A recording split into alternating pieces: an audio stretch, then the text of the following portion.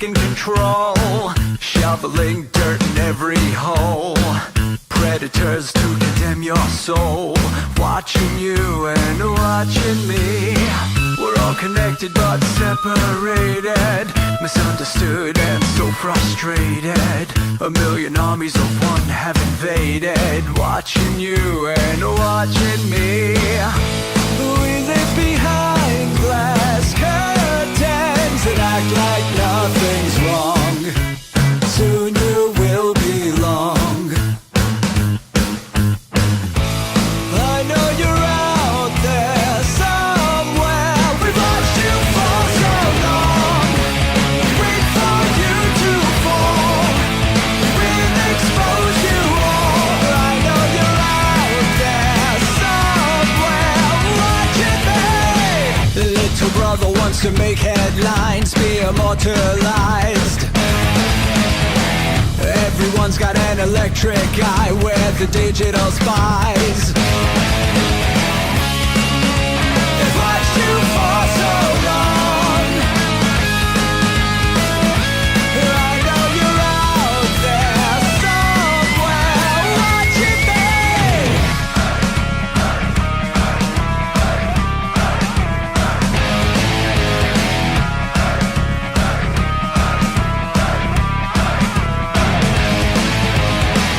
We the people have taken over.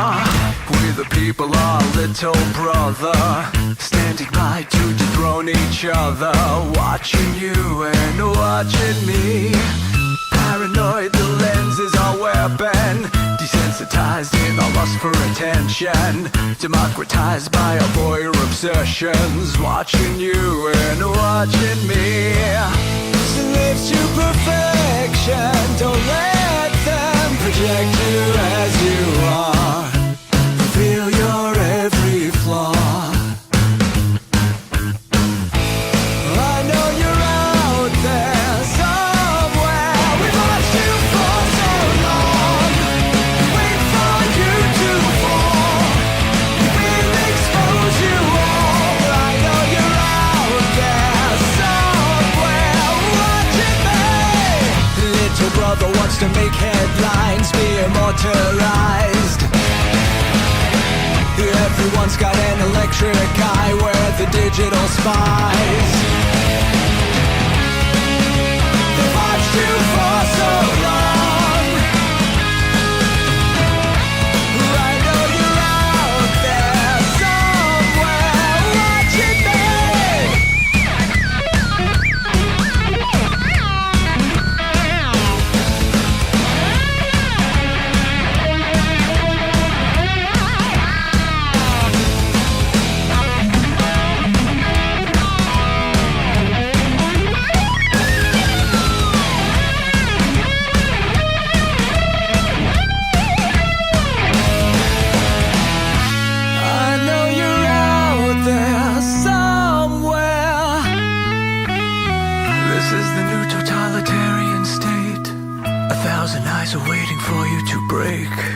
Stay in line, don't make a mistake. We're watching. We watched you for so long.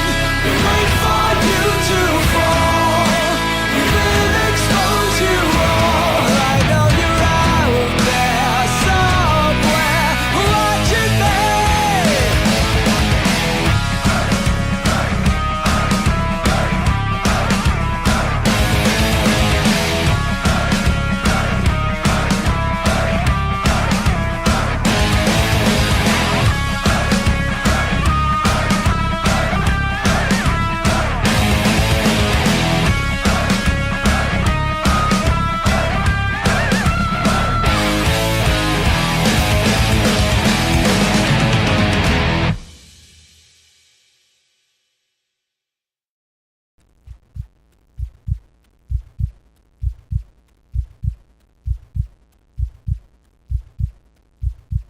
The views and opinions expressed by tonight's guest and topic of discussion do not necessarily represent the official policy or position of Spaced Out Radio, Spaced Out Weekend, Spaced Out Radio Limited, its hosts, syndicated carriers, or anyone associated with this broadcast. Any rebroadcast, reproduction, or other use of this broadcast or podcast without the express written consent of Spaced Out Radio, Spaced Out Weekend, or Spaced Out Radio Limited is strictly prohibited. Listener discretion is advised.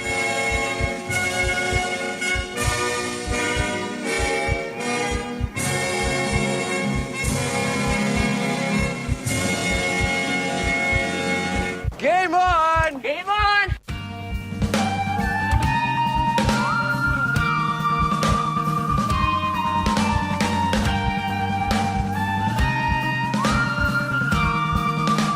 Are you experienced?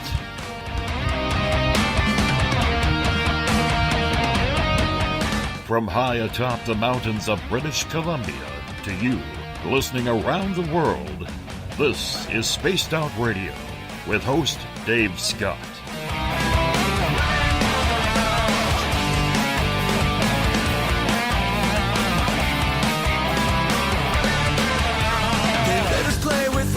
Dave, oh Dave, are you playing with those Bigfoot and aliens again? Superman, that we're the only ones who can be strong, but we break on command, 'cause women rule the world. You can follow us on our website, spacedoutradio.com, on iTunes and TuneIn.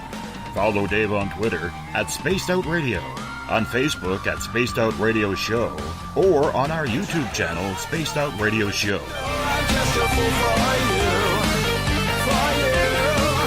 I will stop till I reach the top just to be there with you. The password is... Alright. Hey, Mom, put down that pointy stick. I'm such a lucky guy, 'cause after all this time, it's like the deeper I go, the deeper I fall. Buckle up, space travelers. It's time to go for a ride on Spaced Out Radio. Mr. Bumblefoot, Dave is ready for liftoff. 10, 9, 8, 7, 6, 5, 4, 3, 2, 1. Captain, prepare for launch. Lucky guy, 'cause after all this time, it's like the deeper I go, the deeper I fall. Ah, the deeper I go, the deeper I fall. Yeah, the deeper. Good evening and welcome to Spaced Out Radio. Tonight I am your host, Dave Scott, and it's good to have you along for the ride wherever you are on this great planet we like to call Earth. We are live right here in Uncle Jimbo's cabin, right here in the Great White North on this Friday night, early Saturday morning if you're on the East Coast. If you're on the West, I hope Friday the 13th wasn't disastrous for you.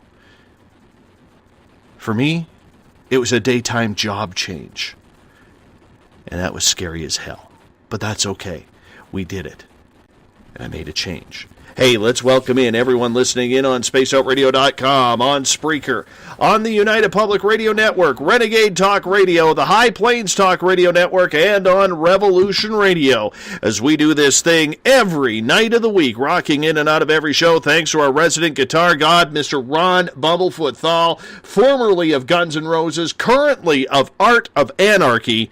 Yes, Bumblefoot is the official sound of SOR. Hey, if you're a social media junkie like I am, make sure you follow us on Twitter, at Spaced Out Radio. Give our Facebook page a like, Spaced Out Radio Show. On Instagram, I can be followed at Dave Scott SOR. Subscribe to our YouTube channel, Spaced Out Radio Show. Tune us in on TuneIn. Download this show and others on iTunes, and our website is spacedoutradio.com. While there, you can check out the SOR Space Travelers Club. It's $5 a month. With that, your name gets entered into monthly prize draws. You get access to private group interviews, access to a special posting section on our website, and we're going to give you much more as well. Hey, we're going to give you a hell of a lot more than just access to our archives. If you want to take part in this show, make sure you go to one of our chat rooms, either on Revolution Radio, on Spreaker, on the UPRN chat room, and on Facebook at the SOR Space Travelers Club. Or if you're on Twitter, go to hashtag Spaced Out Radio, and I will get to your questions and comments in there right now, like Terry and Mark, who are in there right now. While on our website, Read up on my latest blog. Check out Eric Markham's SOR Spacewire for your latest and weird news. And, of course, the SOR Sightlines Report is right there for you. If you've had an experience you can't explain, want it investigated, no frills, no gimmicks, Mike Schmidt, our researcher, is ready to find out what's going on for you. At this time, we say hello to everyone listening in on the Revolution Radio Network. The Double R Machine is a donation station financed by you, the valued listener. Head on over to freedomslips.com and donate today. The United Public Radio Network is live on 107.7 FM, carrying Spaced Out Radio in New Orleans. Thank you, and the 160 countries around the world who are tuned in to UPRN at any time. Good to have you with us. And, of course, we are live in Sin City. Yes, Las Vegas, Nevada, home of Renegade Talk Radio. Good to have you with us right here as well. Tonight we bring back Ian Holt, famed writer on the paranormal and Dracula, who's all about bringing the mystical and the mythical to the forefront of mainstream society. Ian is a studious researcher of the obtuse and strange, going deep into the legends, from ancient aliens to the ghosts and spirits that surround us. It's tough to find the quality information that is needed to look at these theories and turn them into potential fact. Does it always happen? Hell no, not at all. But that's okay, because when it comes to researching these topics, it can be a process of elimination, a process we are going to fill in tonight. Ian, my friend, welcome back to Spaced Out Radio. How you doing? Oh, it's great to be here, and I want to give a big shout-out on his birthday to your friend and mine, Mr. Jason Voorhees, out by Camp Crystal Lake out in New Jersey.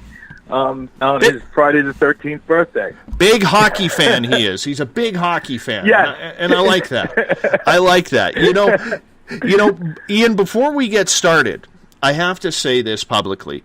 Last night we introduced that we are going to be broadcasting on KQEE down in Noonan, Georgia. I got to get used to saying that. Noonan, Georgia. And this is our first terrestrial radio station that we're going to be hooking up with. And Ryan McNeil, a good friend of yours, contacted you and was talking that they wanted to add a nighttime radio show, and you're the one who mentioned Spaced Out Radio. And I really want to say publicly, for all of our fans here who listen on a nightly basis, you know, we want to go to terrestrial radio. That's where I feel more comfortable. That's where I believe this show goes. And on behalf of our fans, I want to say thank you to you, Ian, for recognizing what we're trying to do here on Spaced Out Radio and putting our name forward to Ryan in helping us get this relationship going. I owe it all to you. Our listeners owe it all to you. So a big thank you from the Spaced Out Radio crowd to you for helping us grow in such an incredible way that we could only dream of. Well, it was my pleasure. I mean, I have had such a great experience from the last time I was on, right through to Facebook and all the fans that I've been interacting with, all the fans of the show, and I think it's such a great community with such open minds. I think it's a fantastic show, and you're an incredible host, and the atmosphere you create is so conducive for this, and I think, you know, you're going to be a big player in the paranormal field moving forward, because the openness to the ideas and the freedom of information going back and forth is incredible on the show, and I'm very proud of the fact that I was able to help bring you to more people and the fans to more people. And we appreciate that too. And one of the things, our listeners, that Ian really mentioned when he was talking to Ryan about Spaced Out Radio was the interaction we have with you, the audience, whether you're in the chat rooms, whether you're on Twitter. And that was something that Ian himself, who spent a plethora of time in radio, just hasn't seen from a lot of radio show hosts. So, Ian, the fact that you were able to point that out and use that as part of your sales pitch to get us on down there, you know, thank you for recognizing something so simple as us including our audience. Everything I do, whether it's Dracula or the movies that I make or when I was doing the radio shows, the most fun for me and what makes me want to do it, whatever that little thing is that makes you want to do this when you're born and say, I want to be in radio or in entertainment anyway, it's the interaction with the fans. I mean, that's what makes it all worthwhile. And the response that I got being on Spaced Out Radio was so great. And the questions that were asked were so incredible, and the interest, that we extended the show for an extra hour, because people were calling in, and I just love that. And I think, the community atmosphere is so great that it wasn't like anything I experienced in a long time. And my hat's off to all you listeners. I mean, you're all great. I appreciate that. And, our goal is 50 stations. I don't know if we'll be able to do that by the end of 2017, but our goal is 50 stations, and I think that's where people can start getting excited. We haven't started on KQEE just yet, but it's about a week or two away, and when we start that, I'm looking forward to it, man, because it all starts with one. And trust me, my friend, if I ever get to run into you, you're going to get a good steak and lobster dinner for that. So thank you so much. All right, that's a deal. And and you can't pick a better area because the audience is primed for just what we love because it's the home of The Walking Dead. So that area is right in the middle, smack in the middle, where they shoot The Walking Dead is where we'll be on, and I think it's the primed audience waiting for this. Me too. And you know what? I have to admit, I don't have cable, and I've never seen a Walking Dead episode. And I'm feeling kind of naked going into this. Well, I can assure you that if you take the time to watch, you'll have a good time. I mean, and the best thing is if you on demand the seasons or buy the DVDs, is you don't have to wait the week. And you don't have to worry about the cliffhangers and the mid-season, the mid-season break to find out what happens next. You could just because I started at the beginning of season 3 watching it on TV and caught up on the first 2 seasons because everyone was telling me how to watch it. So I devoured the first 2 seasons, binge watched it in a couple of days. I couldn't put it down. So you got something to look forward to. I got a question for you, and this will be a good one for our audience. And we're going to get into the heavy topics tonight, but I think this is something that a lot of people may know or want to know. And you've been around radio a long time, Ian, and I think you're a brilliant guy. And thank you. Why do you think that so many radio hosts, whether they're online, whether they are terrestrial, doesn't matter, why do you think they frown or stay away from audience participation? I think a lot of it has to do with when the shows get big.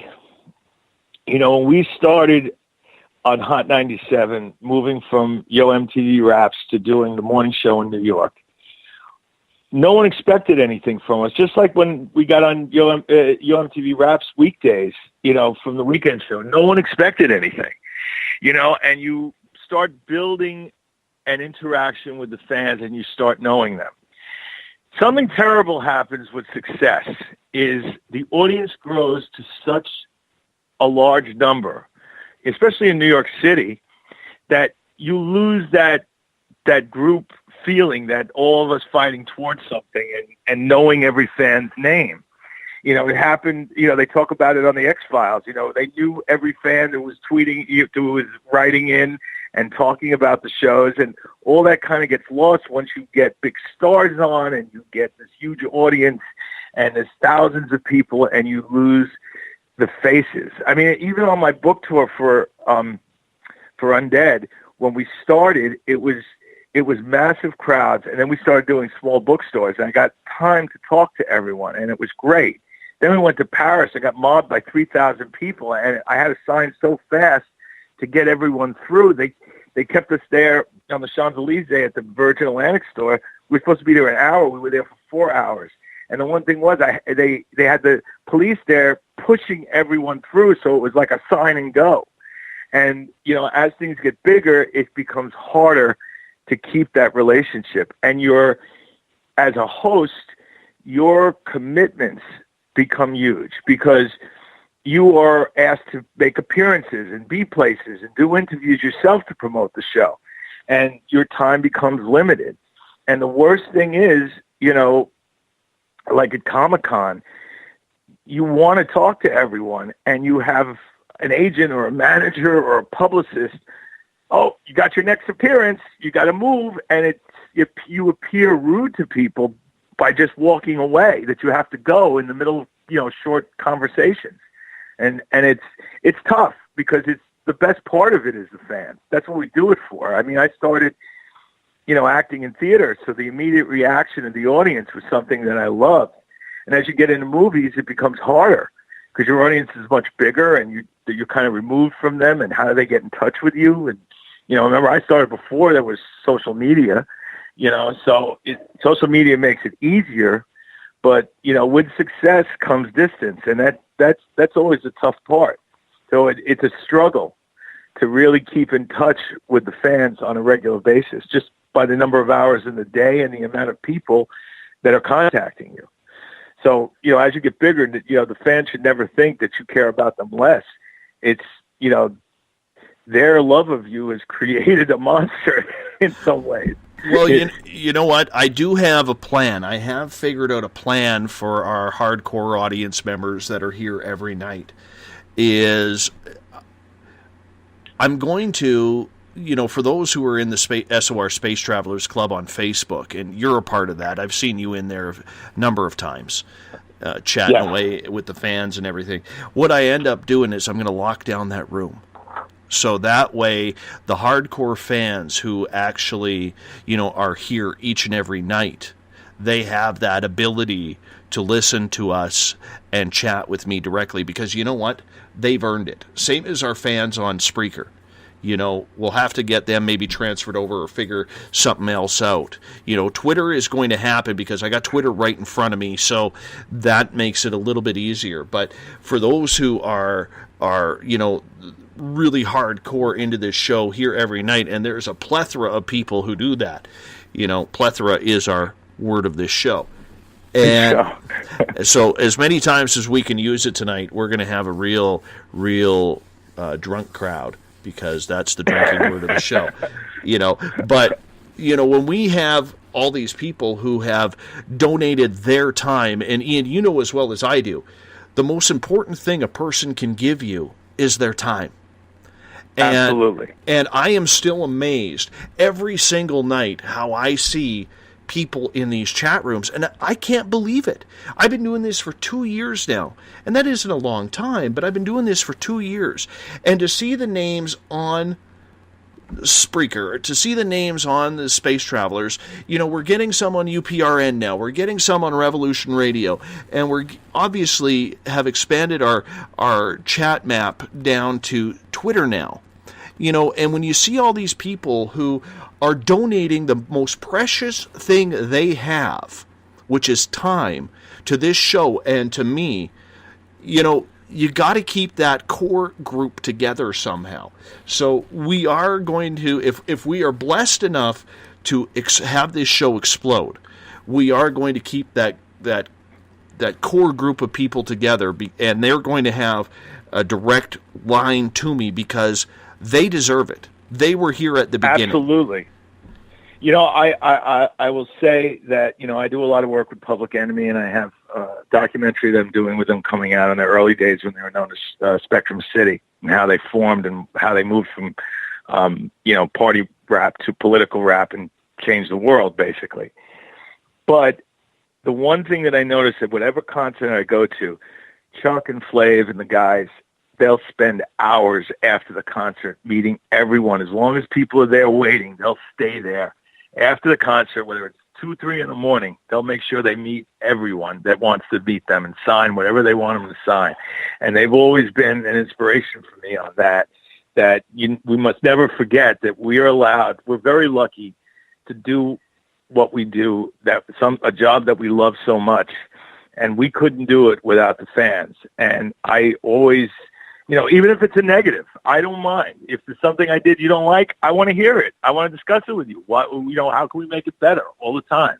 So the interaction with the fans is of the utmost importance to me always. Fully agree, my friend. Fully agree. And we're pretty damn blessed around here to have the people that we do who participate every single night. So that's one of those things we really don't want to forget, is where we came from. And I have listeners, like, give me an example. One of our listeners, he goes by Trippin' Fool on the Spreaker side. Last night he actually said that they're ready, that if I ever develop an ego like some certain nighttime show hosts who had a show like this, he goes, they're going to make sure that they bring me down a few notches, and I'm okay with that. You know what? Yeah, as my friend once said, with the anti-Conans. Conan's great, Schwarzenegger's great line, "Crumb, and if you do not listen, then the hell with you." We're the exact opposite. Absolutely. And, we got Joe and his incredible hair here saying, I also donate blood to Spaced Out Radio. So, I hope he's O positive, because just in case something happens, I may need a shot of O positive, especially with the Walking Dead. Speaking of hair, yes. Just so everyone knows, Dave and I were talking about planning this show, and I said, I'll channel Giorgio Tsoukalos tonight and talk about the ancient aliens theory. And, I said, he says, I'd like to see a picture of that. So I actually gelled up my hair in a Giorgio Tsoukalos homage and put it up on Facebook. So that was all Dave. He got me to do it. He dared me. I'm like Michael Fox in Back to the Future Part 2. Don't dare me. Exactly. Don't you dare me. But it happened. Dare me. I appreciate that you actually did that. I really do. So, it shows what kind of a stand-up guy you are. That was good hair. Very good hair. Hey, let's get to some topics on the night, because, you and I could sit here and BS the entire night and not get to anything, because it just seems like, even though we've only talked a couple of times, it seems like a lifelong friendship, which I appreciate. I love it. I love it when stuff like that comes together, But we're both the same kind of crazy. Exactly. Let's start off with a little bit of paranormal talk, and then later on we're going to get into Nibiru, ancient aliens, so on and so forth. There's been a lot of people recently that I've seen online, and we've done it on this show, that have been really getting into the idea that something needs to be done with paranormal journalism. That we have too much paranormal opinion and not enough quality journalism out there that is really, really showing the true benefits of the alternative media side. What is your thoughts on that? I think part of it is my fault and people like me, because we view the paranormal a lot of times in a fictional realm for horror films. So it gets a bad rap, and we even you'll see the difference between the paranormal shows. Some create a spooky, scary kind of feel, and some are more scientific. And I think we have to delineate between, the fun side of it that we use for horror films and the real science. And that's one of my big pet peeves with the scientific community, is that there's evidence presented every week on a lot of these shows that take it very seriously, like Ghost Hunters and Jason Hawes. I mean, we've seen evidence on these shows over and over again. We've heard the disembodied voices coming through on recordings, and it seems to be dismissed as, interference from somewhere. And you could maybe explain a couple of them that way, but when you're getting direct answers to questions, or I myself having copper divining rods and electromagnetic energy recorders going off as something's moving towards me in a way as I'm giving it instructions. That's something intelligent that we're dealing with. And that journalism has to be connected to, in order to make this a more acceptable science, to the discoveries that are happening every day.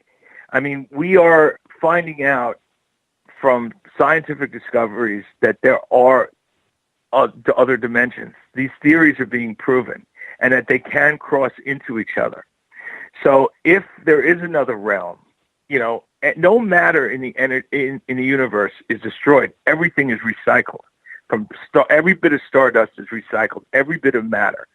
So every bit of energy. So if when we die, our spirit, our energy is recycled, whether into dark matter, which leads to another dimension, or however it works, there are places where we can take our evidence and propose theories based on scientific fact that's being discovered every day. I mean, it was a couple of months ago that they discovered that they could store data in an electromagnetic field without a physical disk of any kind. Isn't that a possibility of the proof of a soul, the beginning of the research into the proof of a soul? Now, why isn't that an acceptable form of research? It's such a part of who we are, our faith, our religions, our beliefs, going back forever. And we put that into the mythology realm, and it's like it can't be real. But why, the journalists paranormal journalists have to be able to connect this to real science for scientists to start taking it seriously. Because discoveries that are made that explain a lot of things, or could explain a lot of things, are kept separate because we look at the paranormal from a horror movie standpoint. Jason gets up after he gets shot. Why? Why? Michael gets up after he gets shot. So it's a joke. But that's entertainment. And we have to be able to delineate between entertainment and science for journalists to take us seriously. That's my thought on it. I think the public, though, is actually craving it. And I'm not talking, the National Enquirer type of journalism here. We see that right. all too much right now in the alternative media, starting at the top with probably Alex Jones and InfoWars. What I'm saying, though, is I would like to see an in-depth, maybe a newspaper style, and we're trying to put that together on our website, spacedoutradio.com, as we speak, but we got a few other things that we got to nail down here first going into the year. And it is difficult because as much as there are talented people out there doing the work, and I know Jason Hawes is a good friend of yours. Let's talk about him. Let's talk about some of the work that is being done by paranormal people, by UFO people, by cryptid people. There's some great work being done. But do you believe, though, that the reason why the journalism aspect hasn't worked yet is because even though we have some talented people and some people who are very good at writing columns on everything, there's not really that journalistic integrity, that trained journalistic value that has followed this field entirely? Well, it's kind of a chicken and the egg theory there, because, is an AMA, produced paper on a paranormal subject ever going to get any kind of real clout? I mean, we have people trained, engineers and machinists who have found, diamond saw cut marks on blocks in ancient Egypt, but they are looked at as kooks. I mean, some of our greatest minds, Harvard graduates, who look at the Sphinx and see water damage and say it's 10,000 years old, not 5,000 years old, are dismissed from the scientific community because they're not open to new ideas. And until, is it going to take the journalists at an accepted, newspaper like a New York Times in the science section to take a risk and do an article, and quote these scientists? Or is it going to take the scientists to get a paper out that's accepted by the AMA and force them to look at these subjects? Which comes first? Will the journalists accept us if there's an acceptable paper, a peer-reviewed paper on some kind of paranormal phenomenon? And what is it going to take? And one or the other has to happen. Either there has to be someone that has enough clout in journalism to take, a Bob Woodward, to do an article for the science section of the New York Times on the paranormal phenomenon that we discuss, and how it relates to real scientific discoveries that are happening on a daily basis. I mean, we just had this super collider, have matter appear, disappear, and reappear, where they believe it's moving in and out of dimensions, because matter can't just disappear.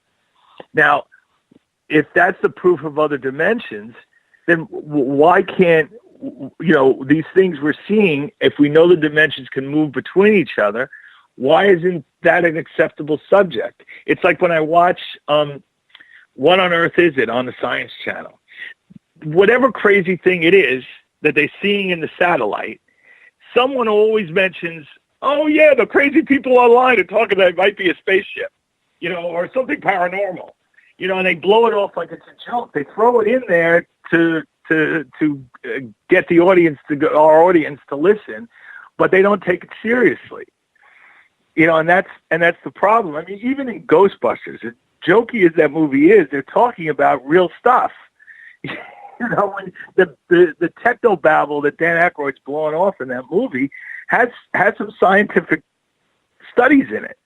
And that's the problem. We put this in a joking, context, and it's going to take someone to have the courage to stand up and the clout to withstand the slings and arrows of what's going to happen to them. The scientific community has always shut down people that have a different opinion. Classic example. We have a theory that works out on computer models that an asteroid hit Earth, knocked the chunk off, and then it swung around and hit us again, and it bounced off us, and then cooled quicker than on our planet, and we cooked one side of the moon, right? That chunk that broke off becomes our moon, and then we cooked it, and that's why the dark side of the moon crust is thinner than the side that we can see. And there is no evidence for that. There is no evidence for that other than it's been in a computer model. Why is that any more acceptable than a planet with a 3,600 year elliptical orbit counterclockwise around our solar system that swung all the way out? I mean, there's no proof of that either. But why is it in a computer model? It works just as well. So why is one accepted and one not? I could never figure that out. Why science, is so rigidly opposed to any theory that works if it's feasible. Why is one more feasible than the other when there's no proof for either? Yeah, but Ian, we can get into the whole scientific debate. Look at all the evidence on Bigfoot. And science refuses to take Bigfoot seriously, even when we have scientific researchers like John Bindernagel or Jeff Meldrum, and there are others who are out there, Kathy Strain, who are out there, who have had experiences with the creature, who have been close encounters, and yet they take them as being kooky, saying there's no way it could possibly exist. Yet the evidence is out there. Never mind. Well, we also have with Bigfoot the problem of the Native Americans, where they see it as a spiritual being, and you can connect Bigfoot back to the Nephilim, who were the giants, and Goliath. I mean, there's Goliath is described as with woolly hair and, hairy and tall. I mean, is there a connection? When you go back to the ancient alien theories, why do we never see Bigfoots? Why are there no bodies? Why are there no kill sites? Why are there no dens?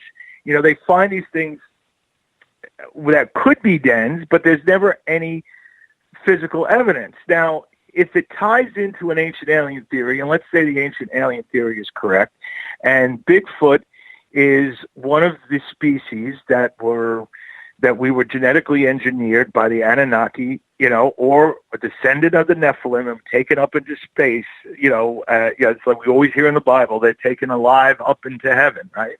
And they're sent here to monitor us still, right? The descendants of the Nephilim, or the Watchers.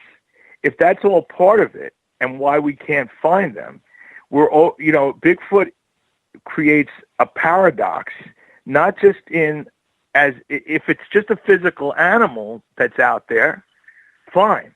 But if it ties into something much bigger, alien abduction theories and everything else, it's a subject that goes beyond what scientists are ready to discuss. And that's always a problem for me. Bigfoot, like anything else, Native American and original cultures, we look at their mythology and say it's all, just stupid stories. But what makes the Bible any less of a stupid story? If you have faith in the Bible and the stories are lining up, the Bible talks about the Watchers. It's part of the Kabbalah and the story of Noah. It all ties in. We have people that are 686 years old in the Bible. So Bigfoot becomes, why don't we see it? And when you ask that question, why are we not finding bones? Why do they appear and disappear and sometimes seem to be there and sometimes not? How can we not see them at all? We can look at it one way and say the vastness of the forest and how many there are, and the fact that they're all over the planet in the Himalayas and the Yeti, and it's all the same creature. Okay, fine. But what if it's not that? And you have to take a look at the Native American legends and what they think they are and how they connect into a possible ancient alien theory. And no one's ready to go there. Even the scientists that are prepared to say, okay, I see a cast of a big foot. I can't deny it. It has the ridges, the right ridges. It's a human foot, not a stamp, some wood stamp that someone put out. Then why can't we find them? And that's where it all runs off the rails, because people are afraid to accept certain theories or even to question certain things. Our species is all about investigation and questioning. That's who we are. But the fact that science will not even investigate it for the most part, that's the troublesome theory that I have. And we have talked ad nauseum with Eric Markham, our resident scientist here at Spaced Out Radio. And I think that's one of the big things that disappoints him. If there's evidence showing that something is there, it is worth the time. Whether it's hair samples... It is worth the time, but the fear of the answers is what they don't want to get into, because it will upset the balance of everything we know. We have hair samples that they say they cannot place it in any animal. If people say it's Bigfoot hairs, and the DNA done says it's not any known animal. So there alone is the proof of the existence of something out there that we don't know. Whether it's Bigfoot or whatever left that hair, there's an unknown animal out there. So call it Bigfoot, call it something else, there's proof of something out there. But if it's out there and we can't find it, is there some kind of paranormal theory out there that explains it? And that's where they're afraid to go. That's where the line is drawn. That's why people are afraid to broach the subject, to even start studying it, because of the what some people would say the crazy ideas of the Native Americans that is just mythology. And as we learn again and again, whether it be Wendigo or whatever, there's a kernel of truth to all Native American mythology. We know there's a human version of Bad Cow. We discovered the lost tribes in the 70s in the Amazon that were cannibals, and they'd all gotten little bodies that could climb trees and lift twice as much as regular humans. So they did get superhuman strength. They lived twice as long. They didn't die from interactive contact like the early natives did when the Spanish came. So they had some resistance to disease, and they were all crazy because they've been eating each other for so long. So, we know that's a Wendigo in any other term. But we, whether maybe they're not shapeshifters, but in every other aspect, they are Wendigo. So why is, even, I think I brought this up last time. I mean, you had the KGB, and this is on blackplanet.com with the release of the KGB files after the fall of the Soviet Union, where they were planning to open a chain of burger stores and a chain of funeral homes, and they were going to cut the legs off all the bodies, grind them up, and feed them to us in hamburger joints that we'd all go crazy for mad cow. And Brezhnev stopped it because he realized we were going to get super strength, resistance to disease, and extended life by an ability to jump and do different things. They said, well, we'll have to fight superhumans before if the war between the Soviet Union and the U.S. happens during the period before we go insane. And he stopped it. And that's actual KGB files. So, I mean, where is science afraid to go? I mean, they're not. They still say Wendigo is the vampire myths are the Native Americans are mythology. But the science is there from the Amazon when they were tearing down the Amazon in the 70s. I mean, it was even a movie about it called The Emerald Forest, about these tribes that exist outside of. They weren't a cannibal tribe, but these tribes that were found, and the ones that were cannibals, for every sense, was Wendigo. But the science community won't go there, because if that myth is true, then maybe there's a kernel of truth in all the other myths. And that's where they're afraid. Okay, but let's take a recent example of finding an animal, and Joe brought this up in the SOR Space Travelers Club, and I think it's a great example. It wasn't that long ago, just over 200 years ago, where people were bugging the natives about the species of platypus, saying there's no way a platypus could exist.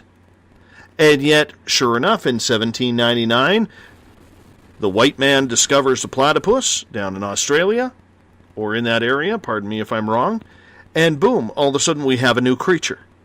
We also have the Hobbit. All these rumors of small people, and then we find the skeleton.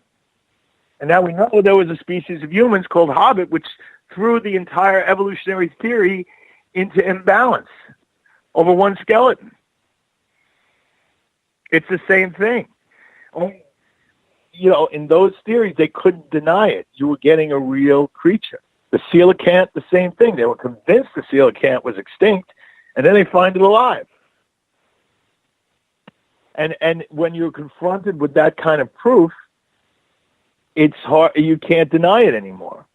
Bigfoot, if Bigfoot is some kind of connected to some alien watchers group, what we call the angels or the aliens or whatever, I mean, that's someplace science can't go. Even if they found the proof, even if you somehow saw a Bigfoot go up in a light into a ship and someone saw it and got it on video, they'd still say it was CGI because they don't want to go there.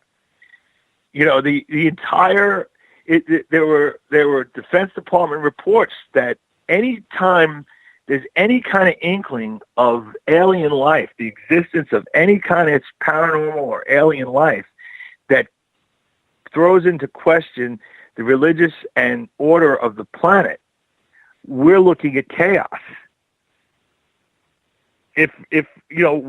What are we as human beings? We're animals.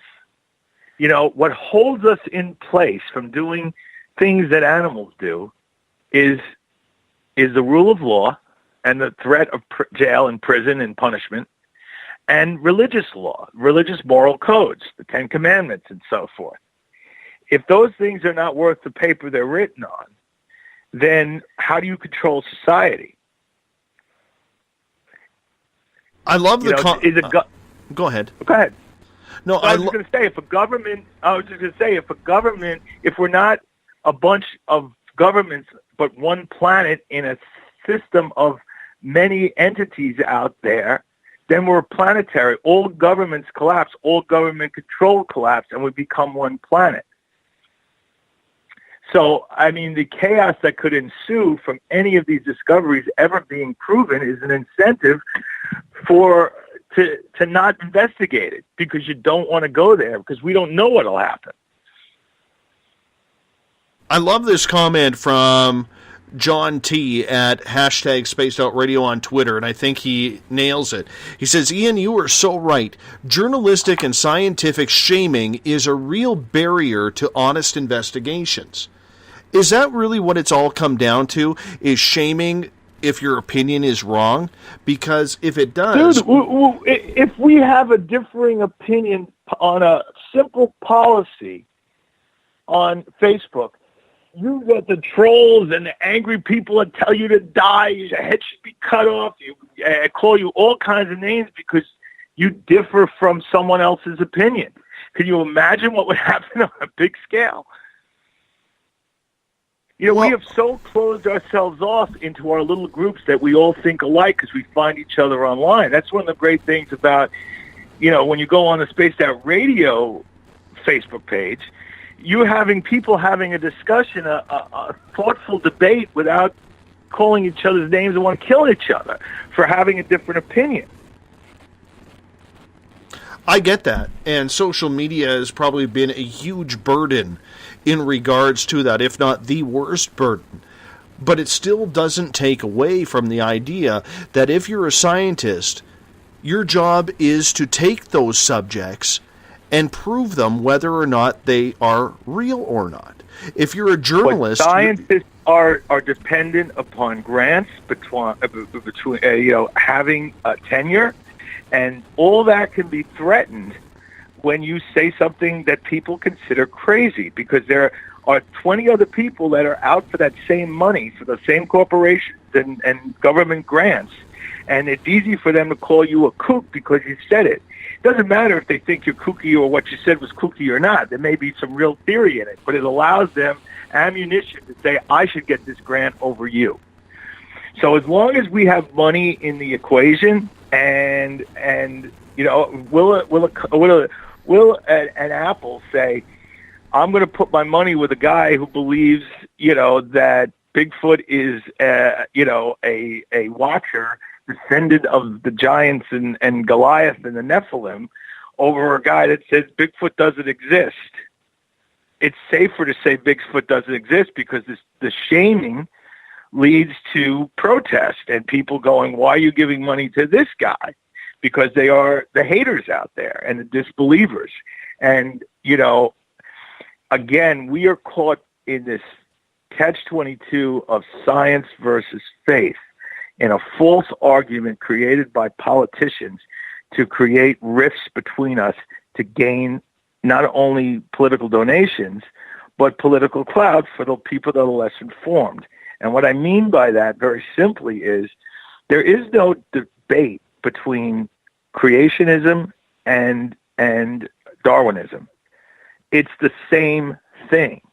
And the argument occurs because King James Bible that we all use today, he didn't translate the original Aramaic correctly.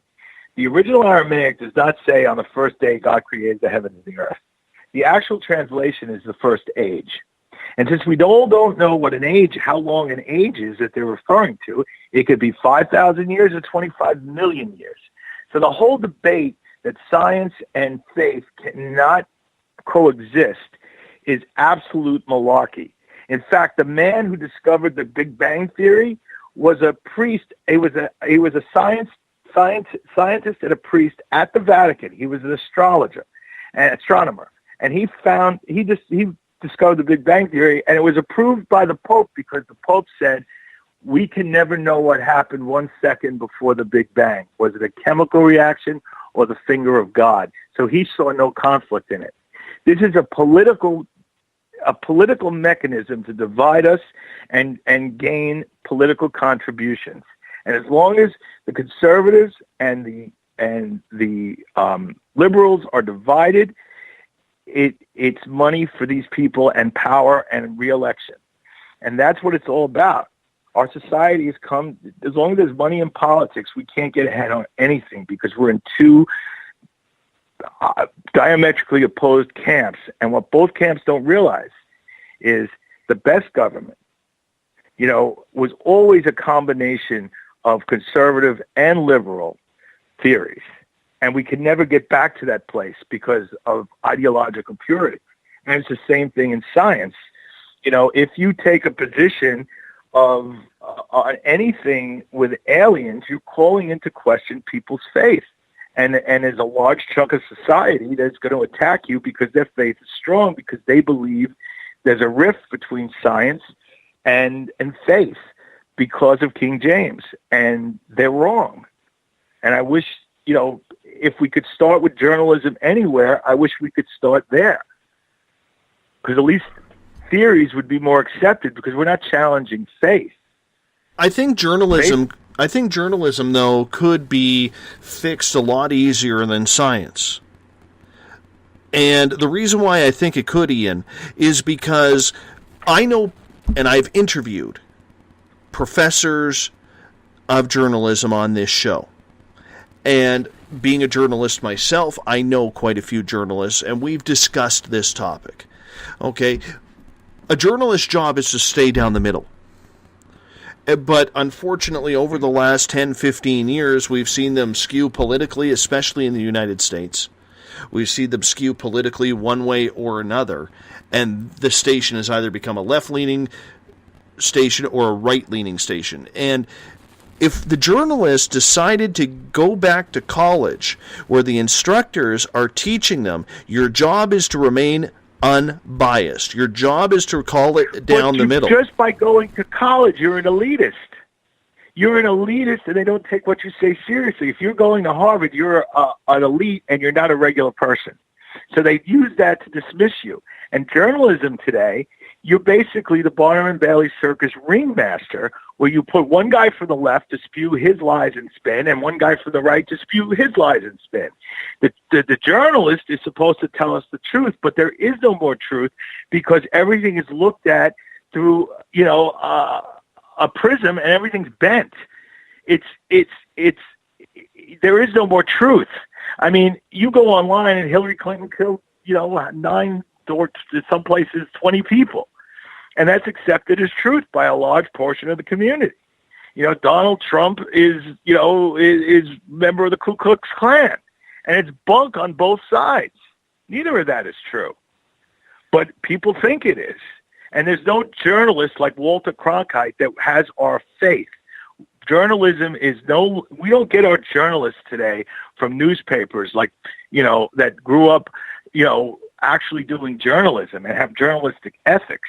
I mean, we get our journalists today from talent shows and beauty pageants. Those aren't journalists. They may have a degree in journalism, but they've never done any real journalism. The news bunnies, men and women. They get the prettiest person in the room, and there it is. I mean, you look at the type of women that are on. There's always one type.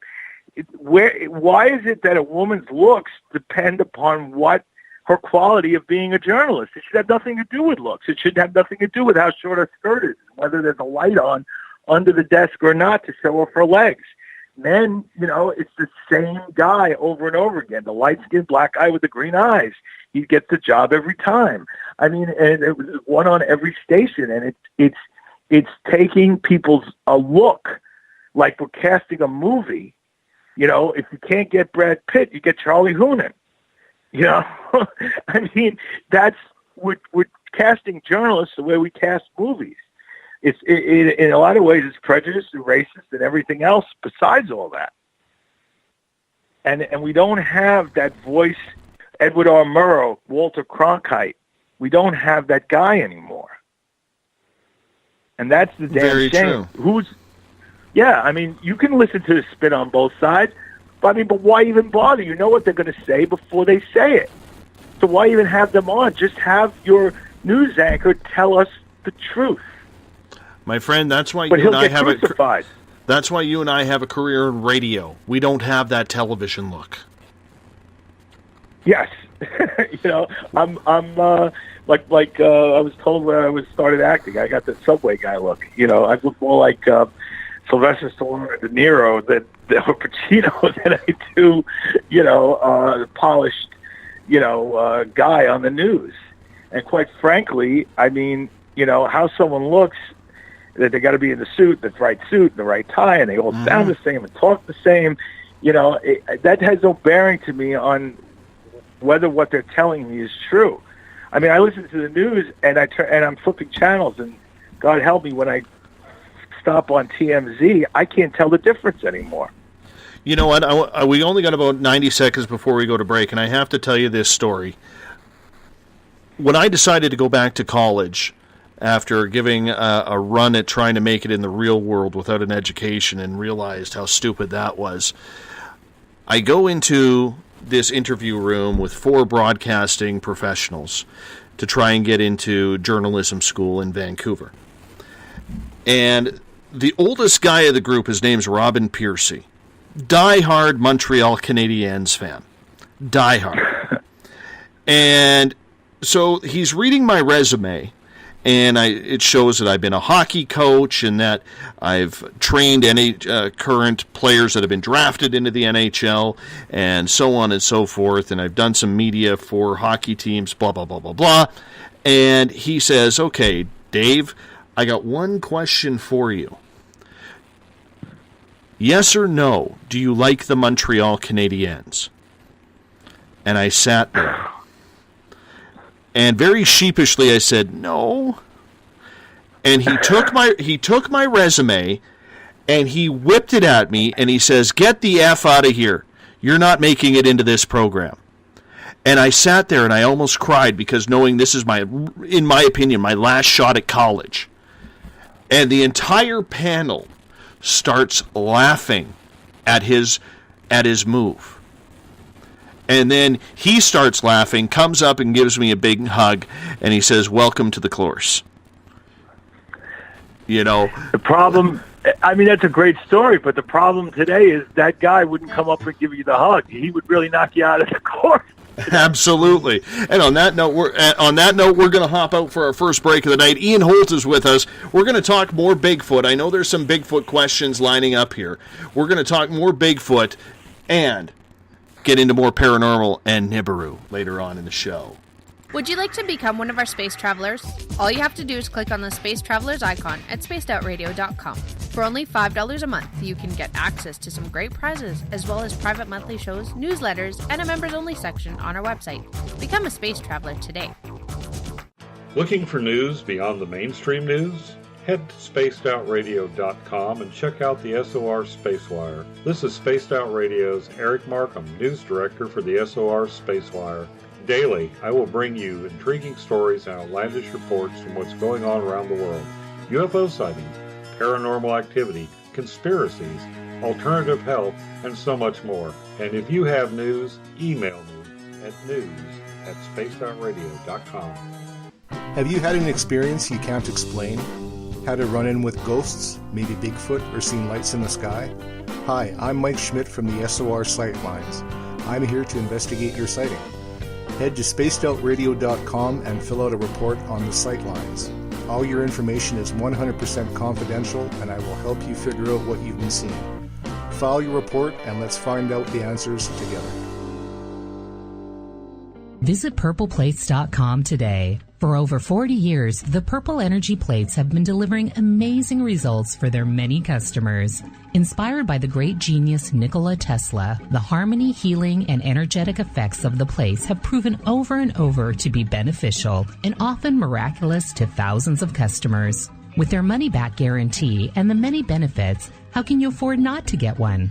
Check their site for daily specials and choose from their many energy products. You won't be sorry. Visit them today at purpleplates.com for mind, body, and spirit, and expect a miracle. Greetings, space travelers. I am Dave Cruz, host of Beyond the Strange Radio, live every Sunday evening, 7 p.m. Pacific Standard Time, 10 p.m. Eastern. Each week, we have special guests and talk about paranormal, bizarre, and strange topics mainstream just won't touch. Look for us on the Spaced Out Radio website or go to beyondthestrange.com for more information. And remember, don't be a stranger, just be strange. Hasta. Are you interested in advertising on Spaced Out Radio? Head to our website at spacedoutradio.com and click on our advertising tab. There, you will find an assortment of ways you can get your product out there with us, from radio commercials to banners and social media.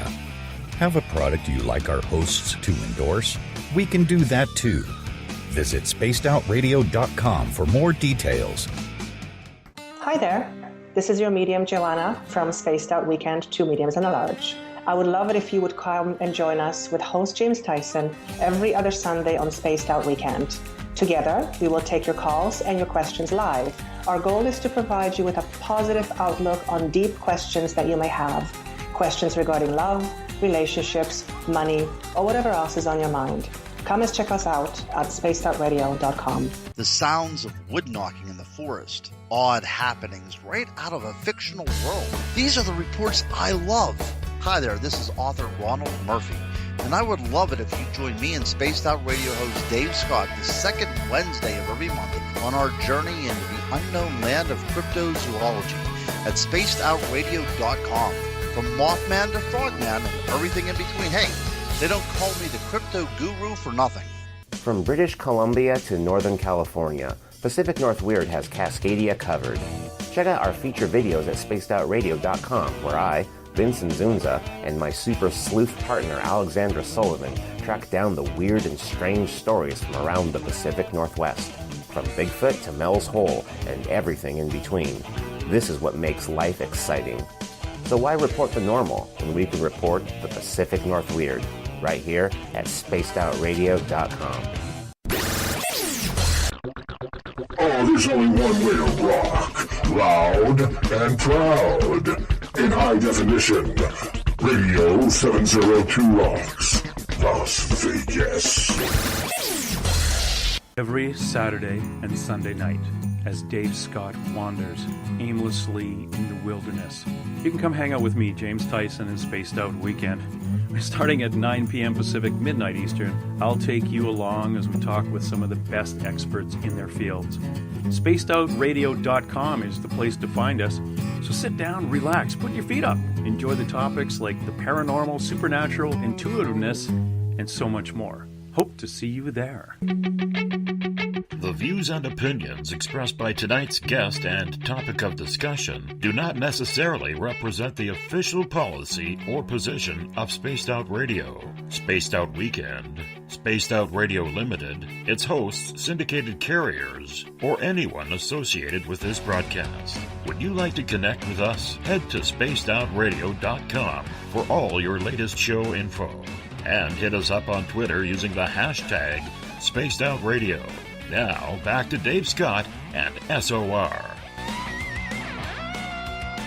Welcome back to Space Out Radio. Tonight I am your host, Dave Scott. Good to have you with us as we round out the week with Ian Holt. Tonight we're going to bring Ian on back momentarily. Tomorrow night and Sunday we have Uncle Jimbo, James Tyson, and Elizabeth Anglin in for Spaced Out Weekend, starting at 9 p.m. Pacific, midnight Eastern Time. I really hope you take the time to tune them on in at spacedoutradio.com. We want to welcome in everyone listening in on the United Public Radio Network, live on 107.7 FM in New Orleans and over 160 countries around the world. Good to have you with us on this Friday night, early Saturday morning, wherever you are. If you're listening in on Renegade Talk Radio live in Sin City, yes, we are proud to be broadcasting out of Las Vegas. And of course, if you're listening in on Revolution Radio, the Double R Machine is a donation station financed by you, the valued listener. Head on over to freedomslips.com and donate today. Bill Cardwell, I'm trying to find the password. I don't see a password. You kicked my butt last night. Oh, there it is. Verisimilitude. Verisimilitude is your password for the night.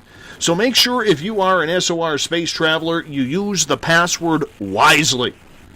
Hey, if you want to follow us on social media, you can do so on Twitter at Spaced Out Radio. You can also use the hashtag Spaced Out Radio to chat with me directly during the show. Ask a few questions as well. And From there, you go to Facebook. You follow the Facebook page, Spaced Out Radio Show. On Instagram, I can be followed at Dave Scott, SOR. Subscribe to our YouTube channel, Spaced Out Radio Show. Tune us in on TuneIn. Download this show and others on iTunes. And our website is spacedoutradio.com. We have a plethora of features ready for you to check out, including joining the SOR Space Travelers Club.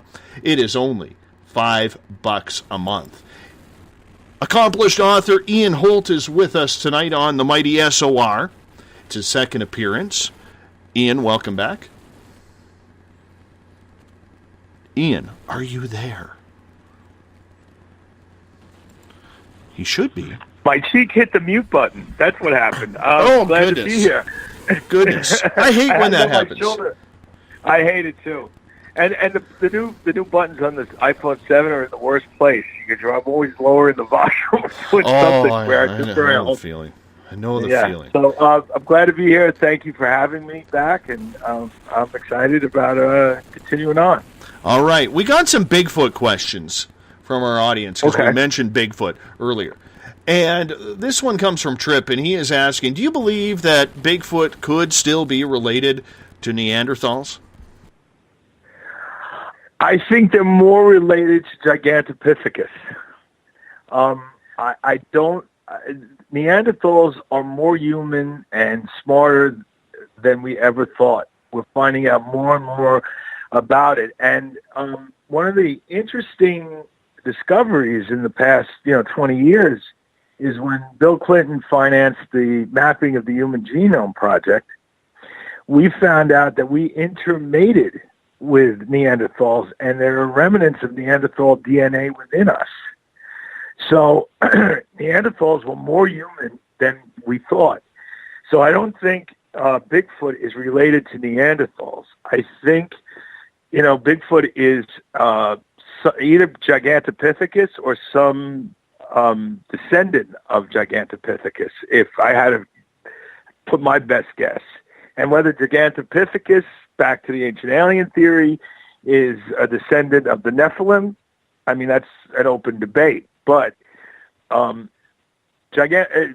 is definitely a separate species. And that's one of the things, we'll be talking about is, the DNA bottleneck, which they believe was the flood and that erased most of the many species. I mean, for the longest time, we thought Darwinism told us that we're a linear, evolution. And now we're finding that many types of species of upright walking apes and in various stages of development and smarts were existing at the same time, which almost plays exactly into the Anunnaki stories and these ancient Sumerian texts. It fits more the mythology than it does the science at this point. The discovery, like I mentioned earlier, the discovery of the Hobbit human really threw the whole idea of a linear evolution from Cro-Magnon man to modern human up. It blew it all up. Where now they don't know what to think. There's dozens of different theories of how we evolved, but the key thing for me in all of this is most other creatures on this planet took hundreds of billions of years to evolve. Modern man evolved in 250,000 years, which is on the evolutionary clock a blink of an eye. It's a second and of time practically. That's impossible. Just that alone tells us we're missing something. And how Bigfoot plays into that, if he is a missing link of some way, there is no more missing link. So we shouldn't even be thinking of that. There is no more, to get from Lucy to us, the oldest skeleton we found, which was Lucy, to get from Lucy to us, we were always looking for this missing link, and it's not. Whether we interbred in species or genetically changed in some way, something happened that we evolved to our modern man with a big thinking brain and cranium. Of course, 250,000 years. I mean, it's astonishing. I mean, that's like, going, when everyone else was traveling by cart, man was going Mach 2, at the speed of sound, breaking the sound barrier in our evolution. There's something missing in the story, and I'm sure Bigfoot, if it is just an animal that's out there, is another line of upright walking ape, just like us. That's my belief. I know you believe that. I still think there's something supernatural about this creature, man. I really do. And I know I'm in the minority of that. But there's a couple of things that give that away for me, man. My own experience seeing a pixelation right before I heard a roar. And you add up what First Nations people say and American Indians say. And I just really believe that there's something more to this creature. I mean, you look at all the photographic evidence, okay? And I'm saying the real photos, okay? Where people have trail cams set up in a triangle to try and lure this creature out. They see deer, they see foxes, they see bears, and whatever else may come into those pictures, yet all of a sudden their camera goes dead for a number of frames, or it takes pictures of these weird balls of light, the bait is gone, and then the cameras get back to working, and then you see the deer and the bears and the foxes and the squirrels all over again. It doesn't make sense. I absolutely keep an open mind to that. You see, for me, what I believe or disbelieve, I don't really disbelieve anything, because your eyewitness account leaves the door open for me. I mean, I haven't had that experience, so I can't talk for myself. But when someone I know is credible tells me this, I don't dismiss it. And that's the problem with the scientific community. The minute you say something that's supernatural, it's dismissed. But I've had enough experiences in other paranormal realms where I go, it's possible. It's absolutely possible. I mean, and again, the Native American myths are stand out to me because it explains why we can't find it, why it's there and then gone. So while my belief is it's some kind of animal, it doesn't. I believe it's evolved. If Gigantopithecus is somehow the Nephilim and the giants that we talked about, I mean, even the descriptions of Goliath that we have is kind of ape-like in a way. I mean, we talk about the covering of hair and this and that. So I'm not and whether, if we have to think about this logically, if at some point there's a bottleneck and a flood and all the different species were wiped out because they were bastardized genetically, right? And they wanted to continue our line. If the Watchers, these aliens or angels, whatever you want to call them, that came down to observe us and started to interact with us and interbreed with us and created the Nephilim, and we know they were giants. If that's Gigantopithecus, doesn't it make sense that because they're not just a genetic mutation that they created in a lab, but an actual, child of this species of alien, wouldn't they take them up in the spaceship and wouldn't they use them again as the Watchers? So the idea of what you're talking about is not so, it makes sense logically if you're thinking about it from that perspective. Because you always hear Bigfoot looking in windows, watching, standing there looking at us. If it was an animal, they would scatter or try to scare us off, charge us. They don't. They watch us. It seems very similar to what we call the Watchers. Let's get to another question. This one all the way down from Australia. Steve is saying, and I think this is a great question. And he's saying, with all the heat down here, and they've been having like high hundreds in Fahrenheit temperature. And if you're in Celsius, anywhere between 36 and 45, 46 degrees Celsius, which is brutally hot. He's asking, do you think that Bigfoot sheds its fur and may look more human at times, which throws people off? That is an incredibly interesting question. Something I've never considered, and it's very possible. We do hear stories about Bigfoots with different colored fur and how much face you can see. It's quite possible. I mean, it makes total sense. I mean, I wouldn't be a bit surprised. And it plays into the Goliath theory too. If that's true, and you're in the Middle East, in the middle of that heat, and he sheds some of his hair, he may look more human, which is why Goliath was considered a human giant. It's quite possible. I mean, the Gigantopithecus, we basically have a couple of pieces of a skeleton, and that the rest is all, pieced back together, with artists and, and what we know from other animals. We don't know anything about their skin.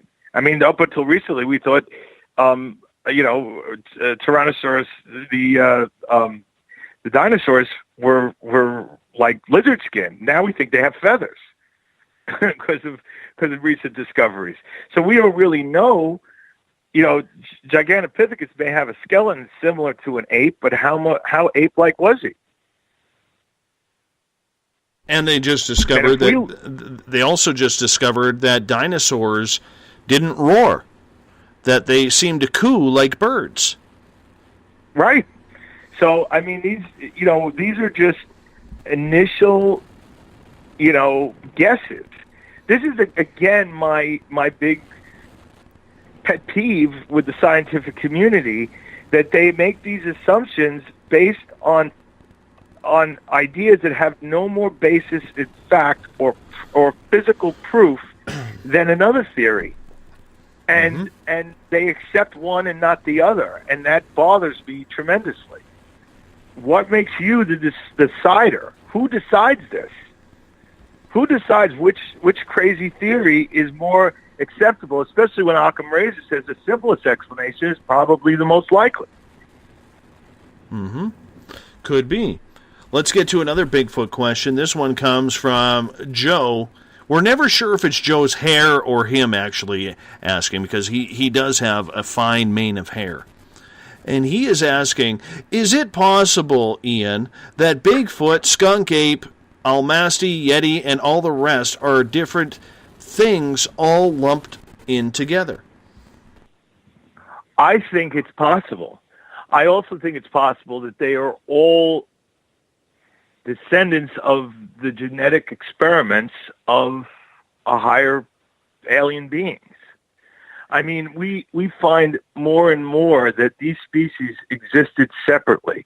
Some evolved quicker, some evolved slower. We thought Cro-Magnon man was basically a savage brute, yet now we understand that they had tools. So that means that a level of intelligence that were closer to us than we imagined. So all these different species of human. Now, this is an interesting point. Most species on this planet do not, like a black wolf is not going to kill a gray wolf if they meet. But humans seem to attack, white humans attack black humans and Asian humans, and we have these, racial divides. Almost like it's, for some of us, it's an inbred reaction. Now, it's interesting that we have a bottleneck and a flood theory where we destroy the other species, supposedly. So is it something in our past DNA memory for us to be predetermined to destroy something that looks different than us because they were proven genetically incapable or weren't right for whatever the experiment was? We are also the Anunnaki texts from the Sumerians talk about enslavement, that the leaders came down to enslave us, to mine for gold and mercury and all kinds of elements, and we were created for that. Why is it that we are the only species that looks at slavery as a status symbol for centuries? Are we imitating our creators? to be more godlike, to be more in the image of our creators. It's interesting that no other species enslaves another species. It doesn't exist in the animal kingdom in any way. But it's something that man created and held on to for centuries, as disgusting as it was. So, we wonder if these are echoes of our past. Let's get to another couple questions here in the Space Out Radio chat room on Spreaker. And if they'd stop posting for certain seconds, I could actually get the question. Loretta is asking, do you think that all of the mutant and superhuman movies and television shows are preparing us for the next big jump in human evolution? I think you have a strong point there, because the superhero myth, and I've said this over and over again, of creating these genetically different humans can be, again, an echo of our DNA memory, collective memories from our past, where we are creating these characters the way we were created genetically. Again, we have that 250,000 year, mind-blowing evolution. Something happened. And if we were genetically altered, and we do have junk DNA that's there, that we can't explain why it's there, leftover stuff that's not turned on, why is that? Or was it turned off? So we know that the DNA is there. We know there's junk DNA. Why is that? No other species has it. So where is our junk DNA coming from? So if we were designed in some way to have special abilities for whatever task we were put to use for, then it stands to reason that our comic book superheroes, many of them are genetically altered, from Spider-Man and so many others. It makes sense. Hybrid, with a spider. We look at ancient Egypt, where we have human hawks and all kinds of crazy things. We've heard about lizard people, in certain mythologies. So if there is any basis, the dragon myth is on all continents. What was a dragon? So all that, Doc Ock, all that stuff ties into maybe a collective memory of our genetic evolution that was done in a test tube. So yeah, I think there's a big part of it that why we love superheroes so much. Question from Trip. He is asking, Ian, have you ever talked to Jim and Bill Vieira, who had the show Search for the Lost Giants that got pulled on television? I have never spoke to them, but I did see the show, and I thought it was fascinating, and I thought they were closing in on something. The tombs that they got into, and the people that said they saw this stuff, and that it was taken or whatever, left a lot of questions on the table that I was anxious to see in season 2. And it's interesting that, you have Oak Island Mystery and Hunting Hitler get renewed, but the Giants show didn't, and it seemed like they were really onto something. And that's a big question to me. Again, it always seems, and maybe I'm being a little Mulder here, but it always seems that whenever we're onto something, it's shut down. It's like someone is saying we shouldn't be going here. It seems, it sounds like a crazy conspiracy theory, but it happens again and again. Mm-hmm. I'm going to get to one more question here, and this one comes from Bob, and he is asking, Ian, why do you think the Catholic religion and Catholics alike are so interested in space all of a sudden? They have several multi-million-dollar observatories. Pope Francis has come down and said that he plans on baptizing any alien that wants to be baptized. Do you think this could be a progression into future disclosure? Oh boy, this is a tough one. Because I don't want to offend anyone. But the Vatican has always known more than they admit. And I can talk about this from experience. My mentors, Professor Rado Florescu and Professor Ray McNally, went through hell to get into the Vatican vault, and they were very limited in what they could see as they researched the historical Dracula for their bestseller In Search of Dracula in 1973, where all the historical archaeological research was done. And to see those papers where Dracula is mentioned. And the one thing they told me over and over again was it was so restrictive where they could go or what they could look like. It's not like any other library in the world. So what the Vatican knows, I mean, you know, the Vatican, this idea of baptizing aliens and stuff, I mean, if you look online, now 2016 was a time when a lot of people, especially famous people, died. And there are those that believe that this is the rapture is happening right now. That these people are, you know, because they're stars, we see it, but they're being called up. And this is the beginning of the end times. There is that belief out there for people of faith that believe this is the period. And it would stand to reason that after 7 years of tribulation, Jesus is supposed to return. Now, if you're an ancient alien theorist, that means the return of the aliens. So, you know, I don't want to confuse faith and theories because I know it'll upset some people, but it's not so far-fetched that the second coming, you know, it would somehow be connected to some kind of whatever God is. We don't know how to explain him, so the best way to explain him is an omnipotent being or an alien creature of some kind. So I'll leave that open so it doesn't interfere with someone's faith. But it would make a lot of sense, you know, for the Vatican, if they know something, you know, what the third mystery of Fatima was or whatever it is, you know, that they know something that we don't. I mean, they operate like their own country. So they have their own sources. Who knows what they know? And I imagine any pope or anybody at the Vatican is under tremendous pressure all the time, because whether to do an exorcism or not, to reveal the fact that demons exist, or what we call in humans the scientific paranormal research study, any of that is dangerous knowledge to the general public, because how will they react?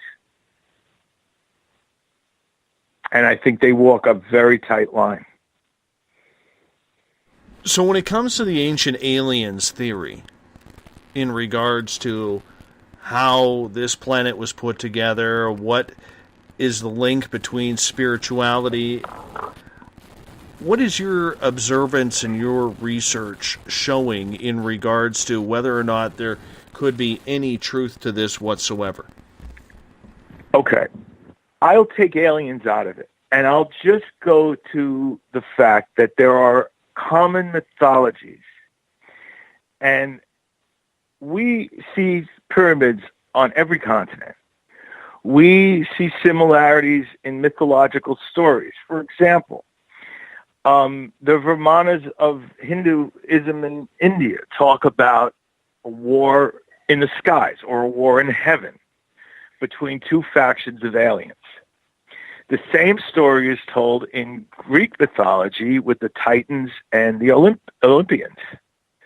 The Titans gave, Prometheus gave fire to man, education, all that. It's the same story in the Bible of Satan giving us the fruit of the tree of knowledge. The Anunnaki, it's the same story. It's told again and again with different names, varying in slight degrees, but it's the same story. And almost every ancient culture has a flood myth. There's something going on where, and the best explanation, I mean, we must remember that the Vimana text, the Hindu text, now is the only spiritual text that gives us a scientific mechanism diagram of an anti-gravity engine, of a gyroscope with mercury and gold. And I mean, it was written 400 years before Christ was born. So how do you get technical manuals on engines and flying ships and a war, back then?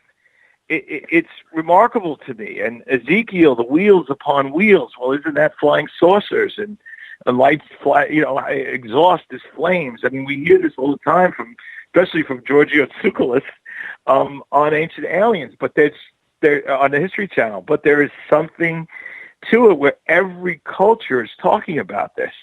We have islands in the South Pacific that have structures built on them that are as great as the pyramids, and yet we can't explain.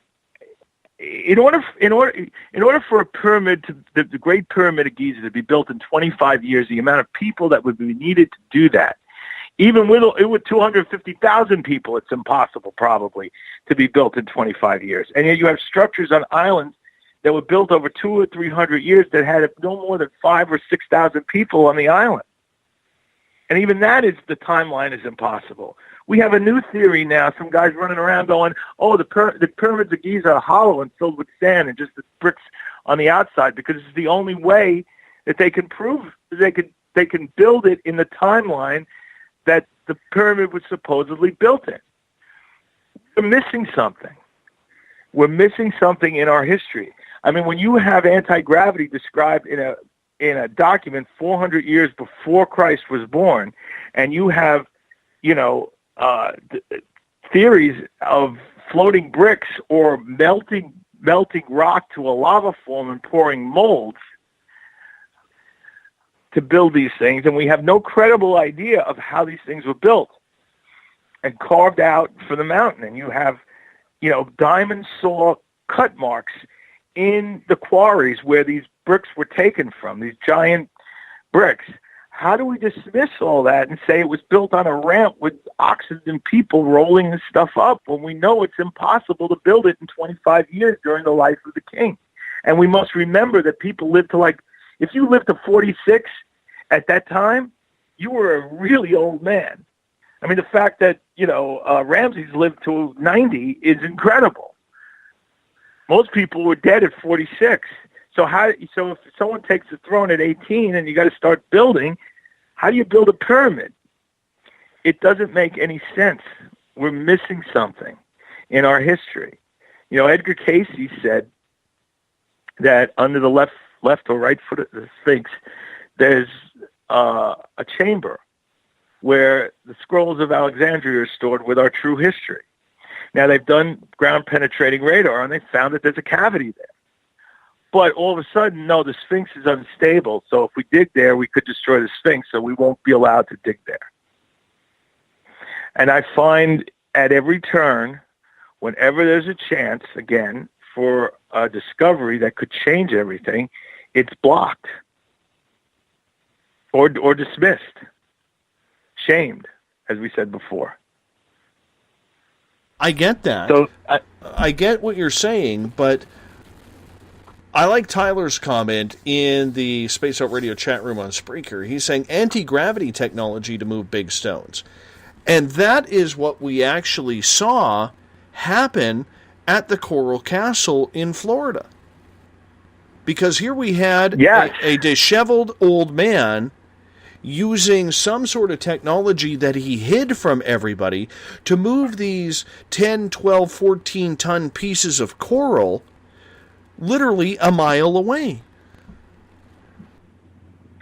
Now you're getting into, the idea of Roswell and, the Nazi bell and all, reverse engineered alien technology, and the fact that if any of this is known to exist, are we hiding it because of military purposes? Are all the UFOs we see alien, or are they built by us, re-engineered? I mean, you have the Philadelphia experiment that used, to shift something in and out of time.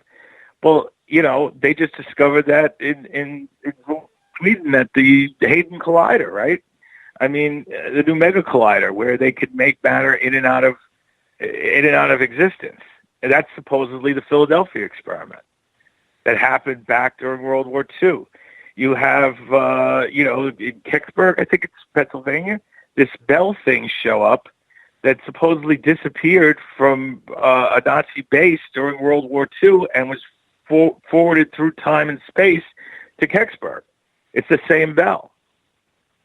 And it was taken away immediately upon its arrival. Like these teams showed up, and soon it was reported the team showed up and took it.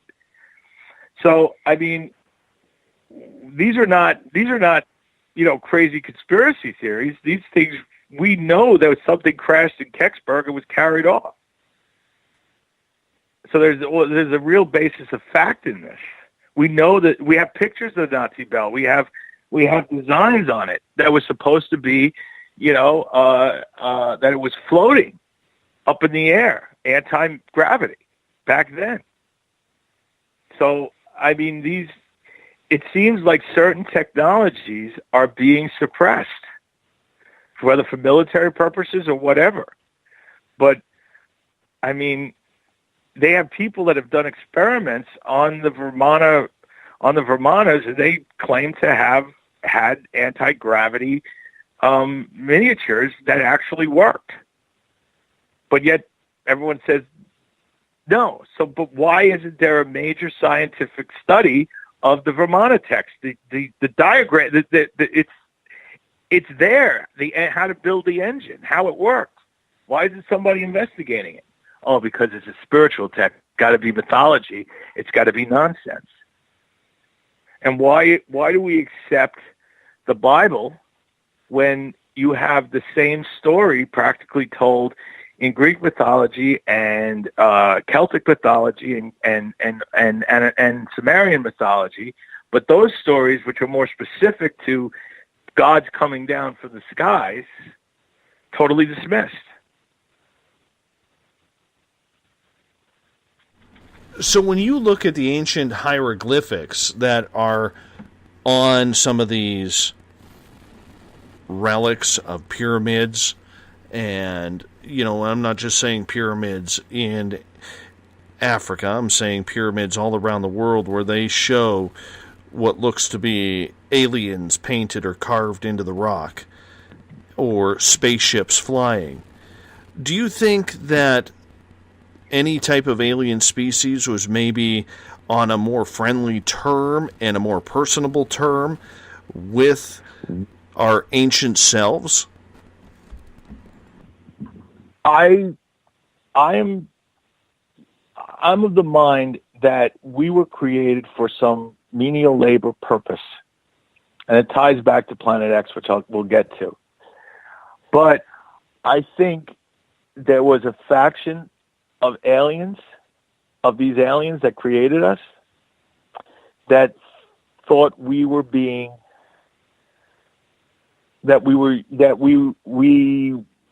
shouldn't be used as slaves, just like the abolitionists, in the 1850s. There was an outcry against slavery and manipulating us. And I think we were given technology and eventually freed ourselves from these being slaves. And then we went out and multiplied. But I think also we cannot look at all this without understanding Amana and Tutankhamun and Ashkenazim and Nefertiti. I think, the key to this is going to be found there. And the reason I'm saying that is because I'm about to blow your mind now. In the early 1920s, when the King Tut's tomb was opened, in the mummy was found a dagger that belonged to Tut's father, Ashkenaz. Now, that dagger was a metal dagger in 3,000 years before you were in the Bronze Age. How do you get a metal dagger? It's the greatest conundrum in science at this moment. Now, we are spending tons of money using satellites to look in the Egyptian desert for meteorite strikes, saying that they must have gotten the metal already fused and then melted it down and created a dagger from the meteorite strike. But chemical testing on every meteorite site that they've found, using satellites to discover them all, doesn't match the chemical compound of the knife in Tut's mummy. That was his father's. Now, Egypt, throughout its history, has depicted humans as human. They made babies as tiny humans, not in baby form, but always human looking. The only one who didn't is Ashkenazim, who had an elongated head, the eyes like the gray aliens, the bulbous belly like the gray aliens. Why was he portrayed different than ever? Oh, because he changed the religion, so he must have changed the art as well. Well, that would stand to reason, except the pieces that exist of the art was all the same. Only he's depicted different. And Nefertiti's depicted different with an elongated head. Even Tut's mummy has an elongated head. So did they wrap the heads? Or was Ashkenaz who changed the religion to the Aten, the sun god, the disk god, right? The one god. Isn't it interesting that he was wiped out by the other gods? Is it possible that Ashkenaz was a hybrid? Just the way he looks. He was a hybrid that had powers, that rose to power, and put in place a one god. So is it possible that the faction of aliens that went to war was a rebel faction that believed in us going back to the one God, whereas the other faction, called Satanic, or the Prometheus faction, that gave us fire and technology and knowledge, however you want to put it, they were about freedom of choice and not worshiping this one alien leader who Ashkenaz called Aten. But if he's a hybrid from the one god alien, and he's murdered basically or destroyed, and all reference to him like that, and we can't find his mummy or Nefertiti's mummy, and we have all these stories of these hybrids supposedly going up to heaven alive, right, into the sky like Moses or whatever, right? Is it possible, that story of Ashkenaz, and if you look at it, it's almost repeated in the Jesus myth,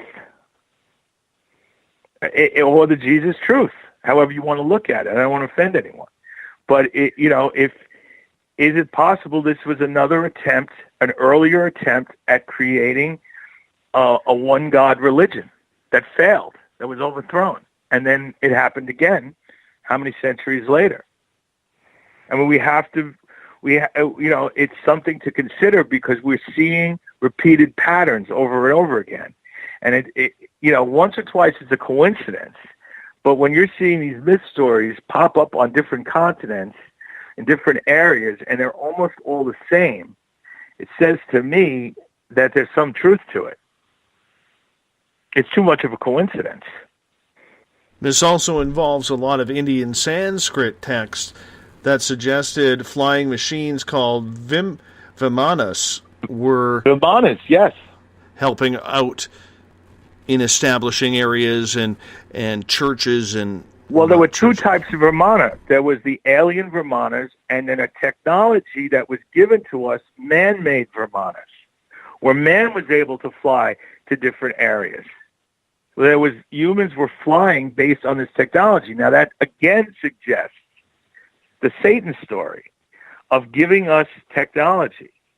Now, the interesting thing about the Satan story, and I want to take it out of Satan, so I'll call it the benevolent alien faction because I don't want to offend anyone's religion.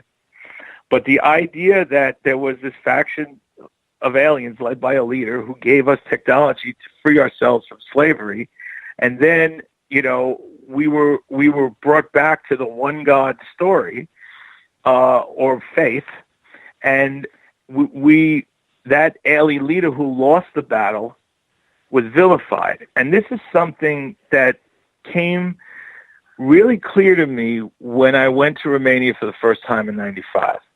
Dracula was always the villain.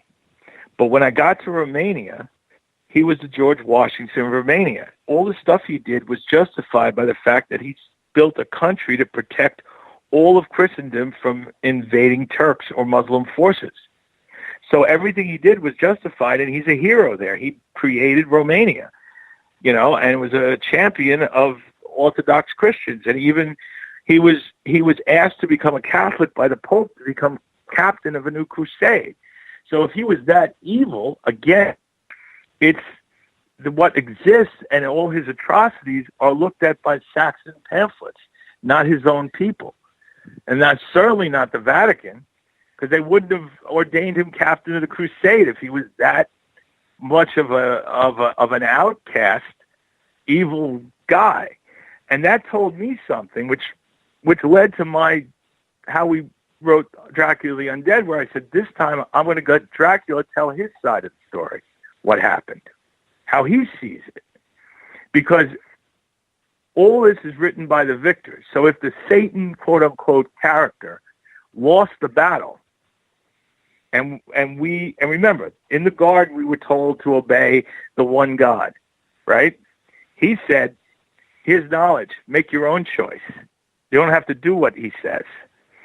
So is the good guy the freedom guy, or the one God, rule of law of God? Who's the right? Who really won? It depends. Who's the good guy in the story depends on your point of view. And was Satan vilified because he lost? Because the story's written by the victors, just like with Dracula. Dracula was killed, so the victors who killed him wrote the story of him being a monster. The Hopi in Arizona are a very quiet group. They keep to themselves. They tend to believe that they do have space brothers along with their own gods as well. They tend to believe that aliens, extraterrestrials, have been here for a long time, and they celebrate Kashinas, or gods from the sky, that are symbolized with their headdress and resemble modern space helmets.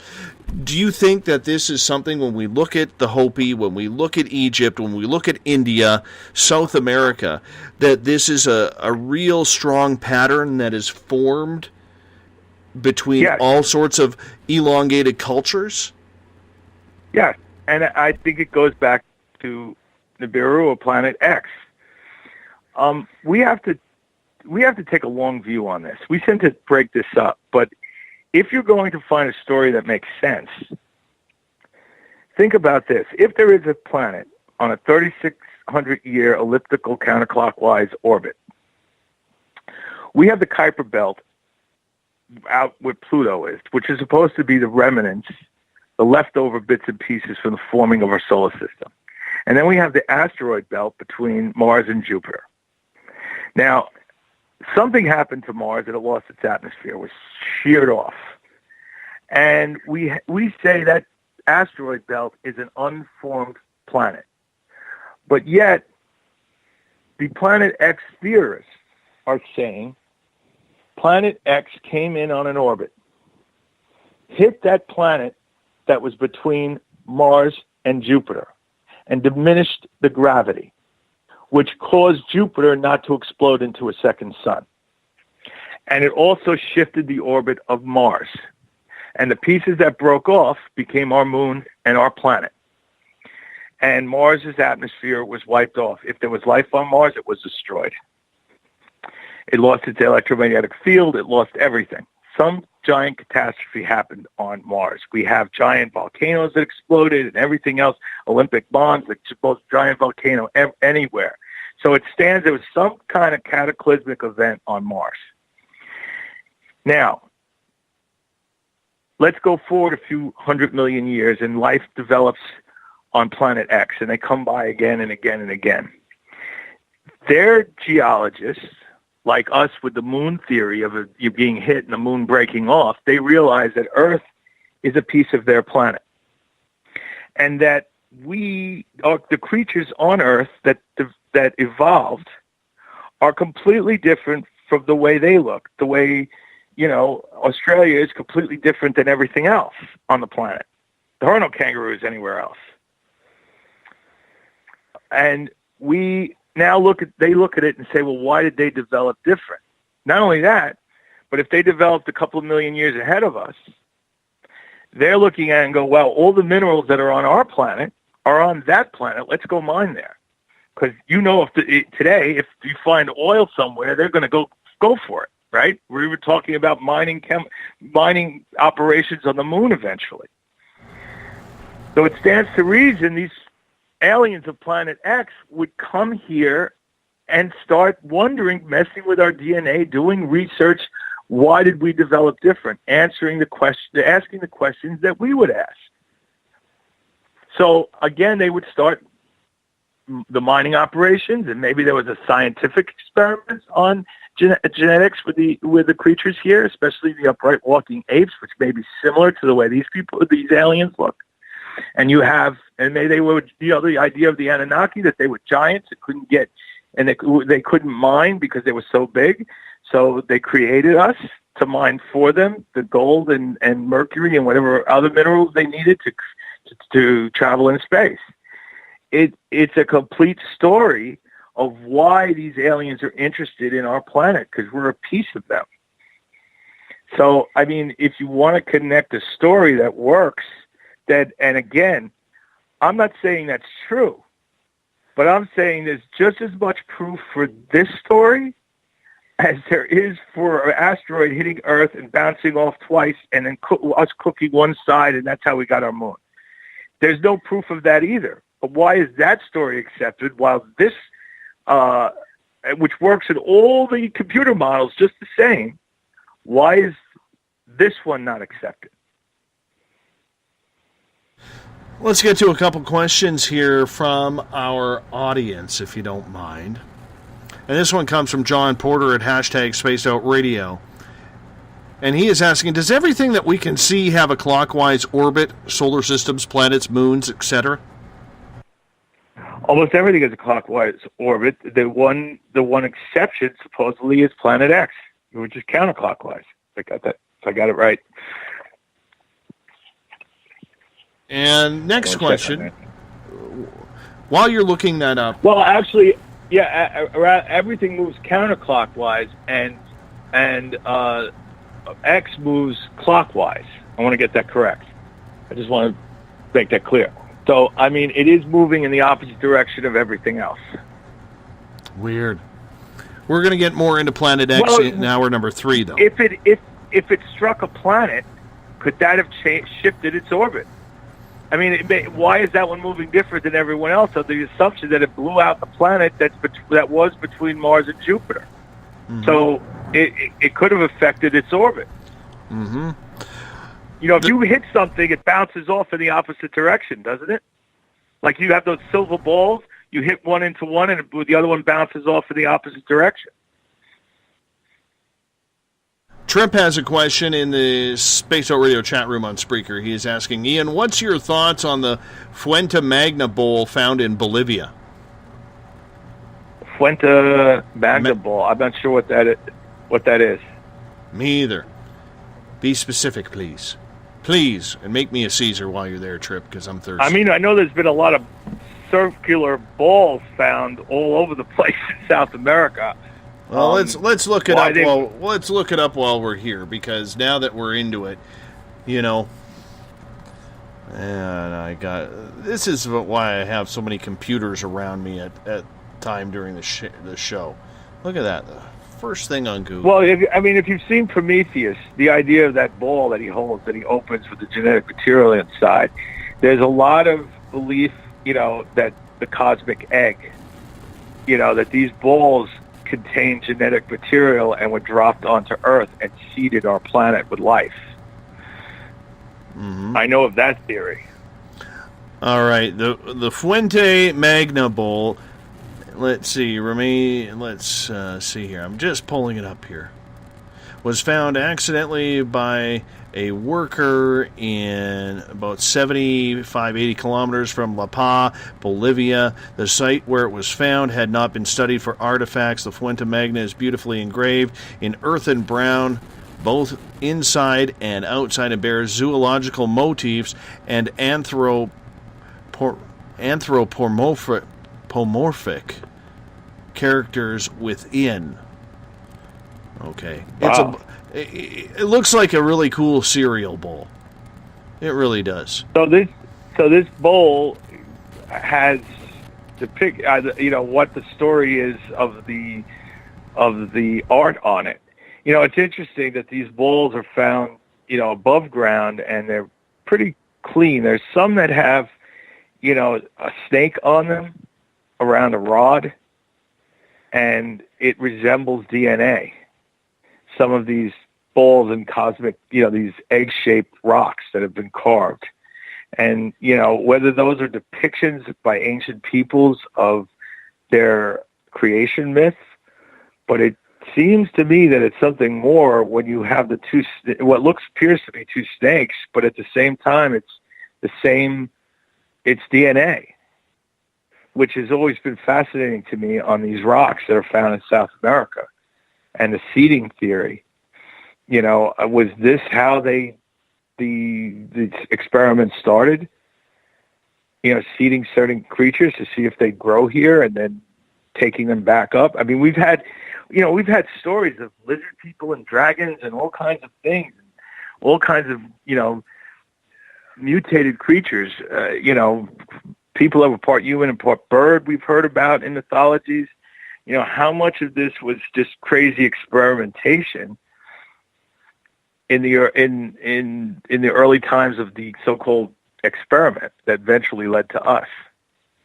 It's quite interesting. And our scientists right now are at the point where we can start taking traits of one animal and putting it in another. We could take from fish what makes them glow in bioluminescence and put it in a mouse and make a mouse glow. Mm-hmm. So we're getting to that point. And on that note, we're going to hop out for a break here on Space Out Radio, hour number 3, with Ian Holt coming up right after this. The SOR Sightlines is a place for you to find answers to your strange experiences. Hi there, this is Mike Schmidt. If you have had an encounter with ghosts, UFOs, Bigfoot, ETs, or anything else that doesn't make sense, head to spacedoutradio.com and file a Sightlines report. All information you give is 100% confidential, and I will personally help you find the answers you need. SOR Sightlines, your answers are a click away.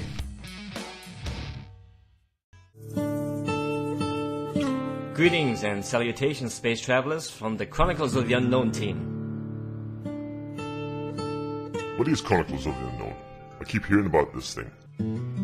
It's a new paranormal reality TV show based right here in beautiful British Columbia, Canada. Follow our team as we uncover claims of activity on the Caribou Gold Rush Trail. You can also follow us here every third Monday, where 2 members of our team will be available to answer your questions. We'll give you some equipment updates and some of our experiences on the road, right here on Spaced Out Radio. Hi there, I'm Butch Witkowski, lead investigator with U4Cop. On the final Monday of every month, you can listen to me and host Dave Scott on Spaced Out Radio's Strange Days. We're going to get to the heart of the matter when it comes to what's happening out there. People are seeing and experiencing things from ET contact to Bigfoot, and I want to hear about it. Your experiences are what we investigators need to help solve these unknown mysteries.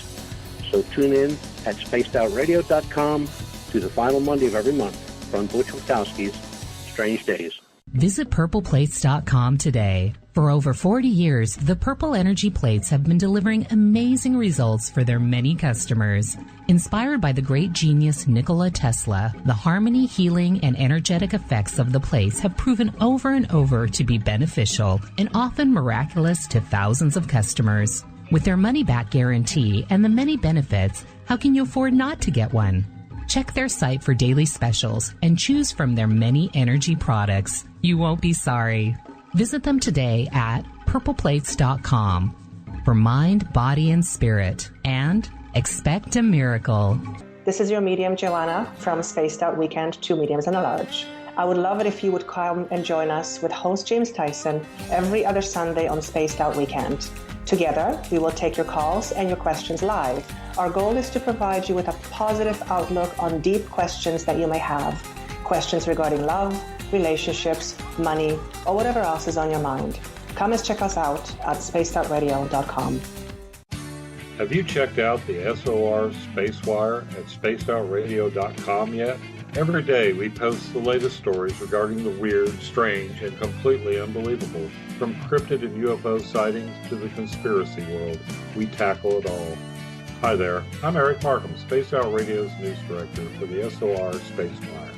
And if you have a story, I want to hear it. Email me at news@spacedoutradio.com. Patrolling the Pacific Northwest, we are always on the lookout for the strange and unassuming stories that real people are experiencing. Hi, I'm Vincent Zunza from Pacific North Weird. Me and Alexandra Sullivan have teamed to bring to you those odd stories that never seem to make it into the mainstream. Stories so weird that will leave you scratching your head wondering, is this real? It's as real as it gets with Pacific North Weird. You can watch our videos right here at spacedoutradio.com. Become more intimate and interactive with Spaced Out Radio. Join our Space Travelers Club with your new membership. For $5 a month, we'll provide you with special access to the website, monthly prize draws from books to psychic readings, along with monthly newsletter, private interviews, and more. Sign up today to be part of Spaced Out Radio's experience. Every month on Spaced Out Radio, we look into the deep and dark reports of cryptids roaming around the world with me, Rob Morphy, from Cryptopia.us. I would love it if you would join me and host Dave Scott as we delve into the most arcane stories and reports regarding creatures of the unknown. My job is to hunt down the details and bring the evidence forward to you. These aren't your regular Bigfoot stories I'm talking about either. You can find out more about crypto history at spacedoutradio.com. Looking for a place to advertise at a very reasonable cost? Look no further than Spaced Out Radio. SpacedOutRadio.com has an advertising tab that you can click to check out our daily, weekly, and monthly packages to play on the radio, or our website including social media. From commercial spots to banners, we have it all. Check out our competitive pricing today.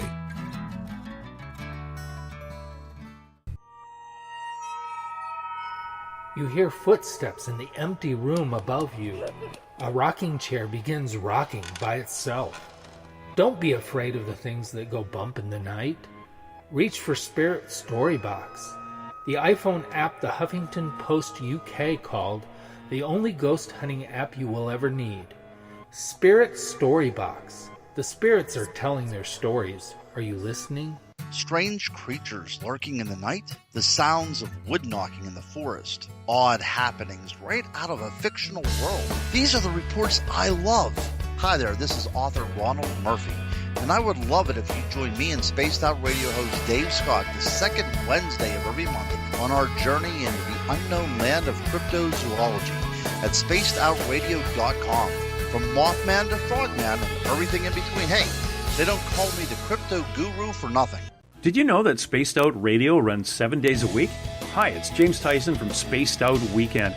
Every Saturday and Sunday night, starting at 9 p.m. Pacific, midnight Eastern, you can join me and my guests for some great chatter about what's going on out in the universe, or even in that dark part of the basement you really don't want to go back into. Well, let's find the answers to your experiences together. So come on up to Uncle Jimbo's cabin on the weekend. For more information, look us up at spacedoutradio.com. The views and opinions expressed by tonight's guest and topic of discussion do not necessarily represent the official policy or position of Spaced Out Radio, Spaced Out Weekend, Spaced Out Radio Limited, its hosts, syndicated carriers, or anyone associated with this broadcast. You're listening to Spaced Out Radio with Dave Scott. Follow Dave on Twitter at Spaced Out Radio and hashtag Spaced Out Radio, and on Facebook, Spaced Out Radio Show. Now, back to the program. A child grew up too fast when running Welcome back for the final hour of Spaced Out Radio tonight. I am your host, Dave Scott. Good to have you with us. Tomorrow night and Sunday, we have Elizabeth Anglin and James Tyson back in Uncle Jimbo's cabin. And they are there for Spaced Out Weekend.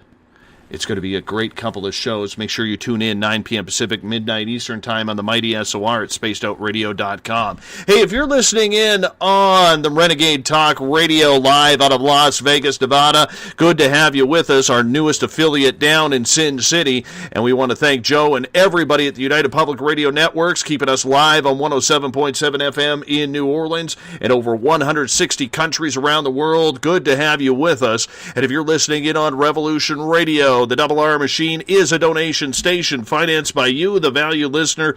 Head on over to freedomslips.com and donate today. Bill Cardwell has the password for tonight in the SOR Space Travelers Club. Verisimilitude. Verisimilitude is your password. Make sure you use it wisely, because otherwise Joe will bring out his pointy stick. And you don't want that. Nobody wants that. If you want to follow us on social media, you can do so on Twitter at Spaced Out Radio. You can also use the hashtag Spaced Out Radio to get your questions and comments directly to me. It's on the screen right in front of me. You can also follow us on Facebook at Spaced Out Radio Show. Give our page a like. Hook us up on Instagram, Dave Scott, SOR. Subscribe to our YouTube channel, Spaced Out Radio Show. Tune us in on TuneIn. Download this show and others on iTunes. And, of course, our website is spacedoutradio.com. It has a plethora of features for you. All you got to do is check it out. Click some little buttons on there, and Mrs. SOR, she's the one who builds it. You know, she does a good job with the website. So make sure you check it out, including joining the SOR Space Travelers Club. It is only $5 a month. Tonight we are talking with Ian Holt, accomplished author, media guru, dude who helps get Spaced Out Radio on terrestrial radio. Ian, welcome back. Good to be back. It's a great night. We're covering a lot of ground. It's a great conversation. Oh, it really is. It really is. Everyone is right bang on with it tonight, and we appreciate everyone tuning in. I got a few questions from our audience, and then I want to get into some life on Nibiru, if you don't mind. Okay. I just want to throw one thing out to people of faith, that these questions also are towards the faith-based people. And a perfect example is the Shroud of Turin. We say that some kind of radiation resurrected Jesus and imprinted itself on the shroud to create the image. The shroud was in a fire that we all know about. We carbon dated the shroud to the 1300s, and science is convinced that the shroud is false. Yet every other carbon test that when a fire happened to a garment, more carbon is reintroduced into the fabric that skews the date. And again, nobody's willing to accept that. They rush to accept the easiest answer because they don't want to answer the hard questions and say the shroud is from the 1300s based on the carbon dating, not taking into account the fire. So again, this isn't just ancient alien resistance science. It's even in accepted faith-based science that people are resistant to anything that would prove something supernatural or paranormal. So we're on your side too, faith-based people. I'm a firm believer that the shroud is true. We've had Barry Schwartz on this show a couple of times talking about the shroud. He actually investigated the shroud during a scientific experimentation. And he says, and I love the way he puts it, he goes, I'm a small Jewish man. Why would a Jewish man believe that the Shroud of Turin is real and that Jesus Christ was resurrected? He goes, my faith doesn't believe it. He goes, I do, because science proved it. I was there. And that's the kind of person we need more of. The people are willing to jump over the established beliefs when the science leads us there. We have to be able to break the boundaries put on us by scientific dogma. Fully agree. I want to get to some questions from our audience, if you don't mind. Absolutely. The questions to the audience are fantastic. Steve in Australia would like to know what you have studied on the crystal skulls and the theory behind them, if you have. I've done some, I'm ashamed to say it, I got into crystal skulls because when the new Indiana Jones was coming out, I wanted to know more about it. And the interesting thing about the crystal skulls it's such a convoluted history. And the big problem of doing any kind of real research in them, again, we look at the skulls and say there was diamond saws used to create them, so we date them based on that. But now I want to make everyone aware of a gentleman called W.J. Flanders Petrie. He wrote a book called The Pyramids and Thoughts of Temples of Giza, in which he has extensive research and pictures and scientific data on how these things were carved with diamond saws. So again, the dating of the skulls based on how they were created is a complete open question. I don't think if we had diamond saws back in the time of Giza, how do you date the skulls based on when a diamond saw was created? Now, the problem with the skulls is the woman who found them. She told so many different stories, some of them obviously discredited, that it casts a shadow of doubt on the entire crystal skull theories. And everything is tainted by that. So we have two schools of thought which allow people to dismiss them. And again, science is too quick to go, this isn't real, get rid of it. It's proven. No, I don't think it's proven. Because you can't dismiss the skulls and dismiss the diamond saw marks in the quarries in ancient Egypt and in the stones. If you have top engineers and machinists saying that it's there, why are they discredited as being crazy? When they're presenting evidence, why isn't someone doing the research? Again, if we prove it in ancient Egypt, that opens the door to the skulls again.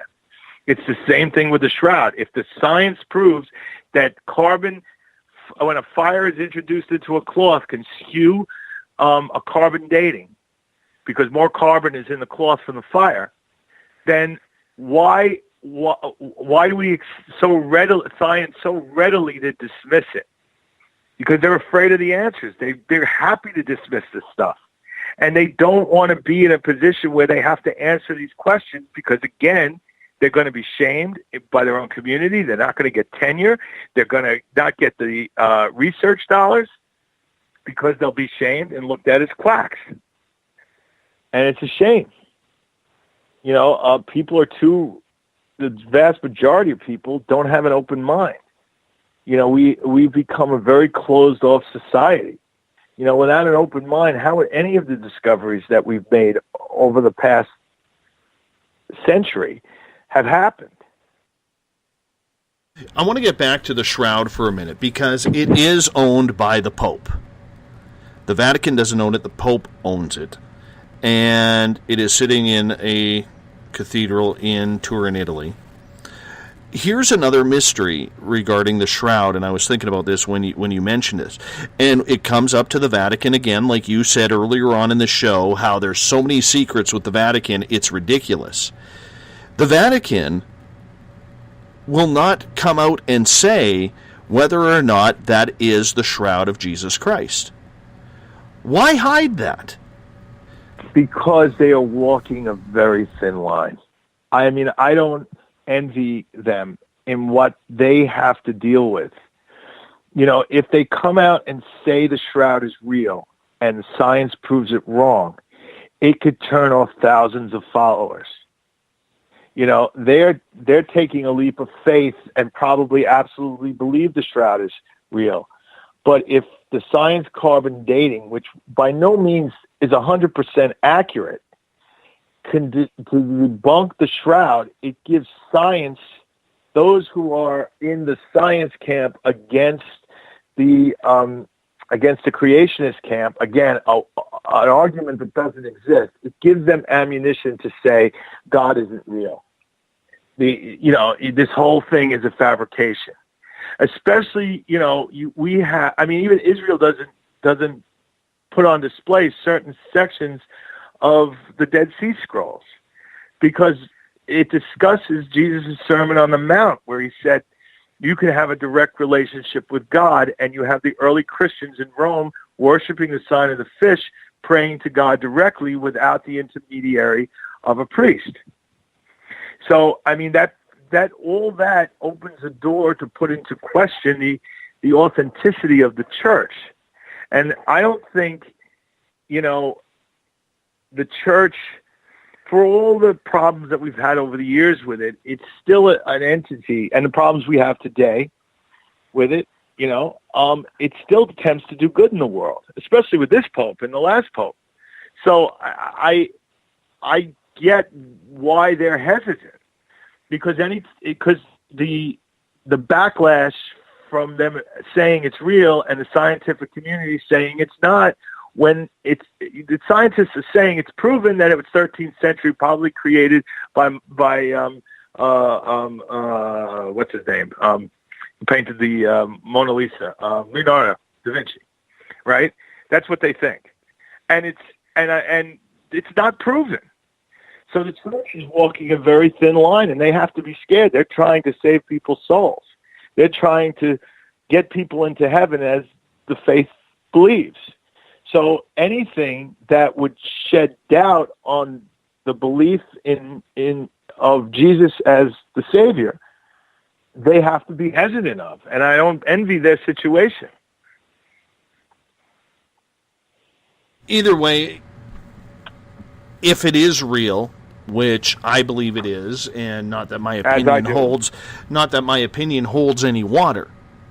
Okay, I'm going off the words of Barry Strom, who's actually done Barry Schwartz, who has done scientific research on this shroud, albeit over 35 years ago. But to me, the Catholic Church could, and they don't have to give it up for science. They don't have anything to prove.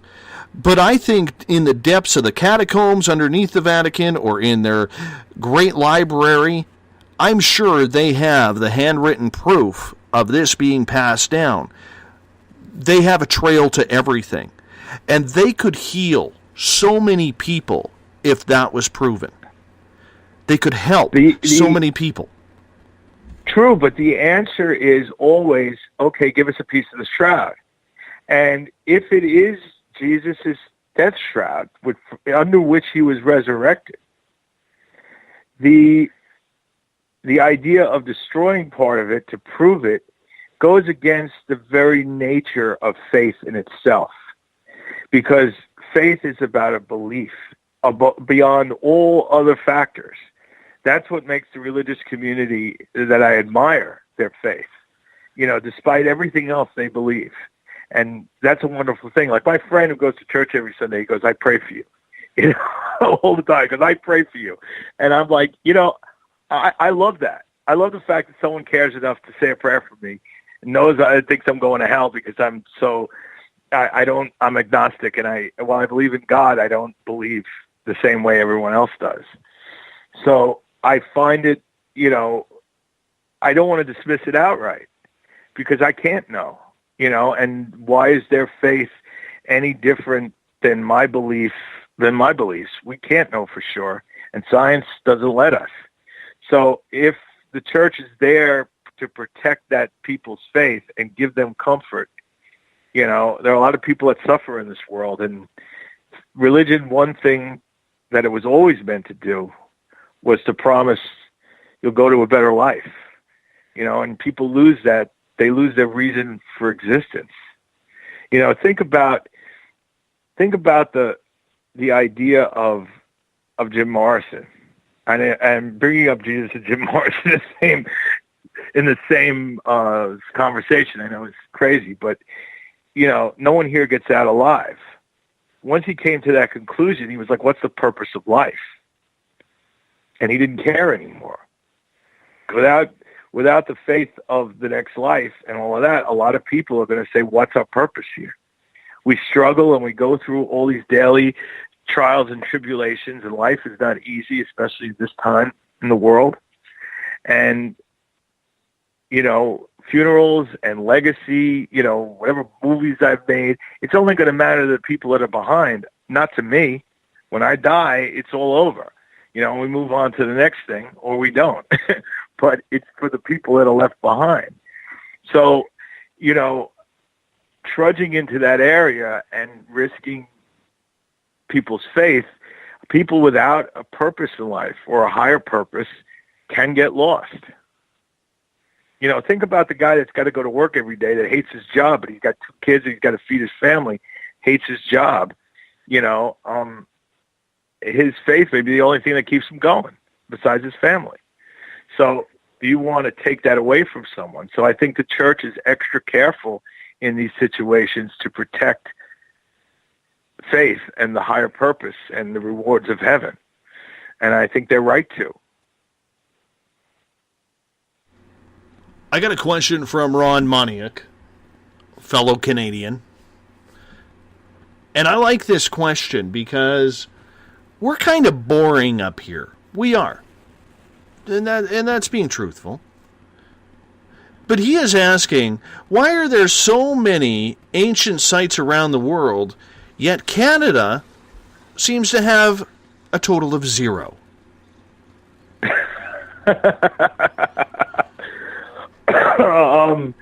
Could it be that there are some very cold areas in Canada, and there are sites. I mean, we were talking about one earlier, Oak Island.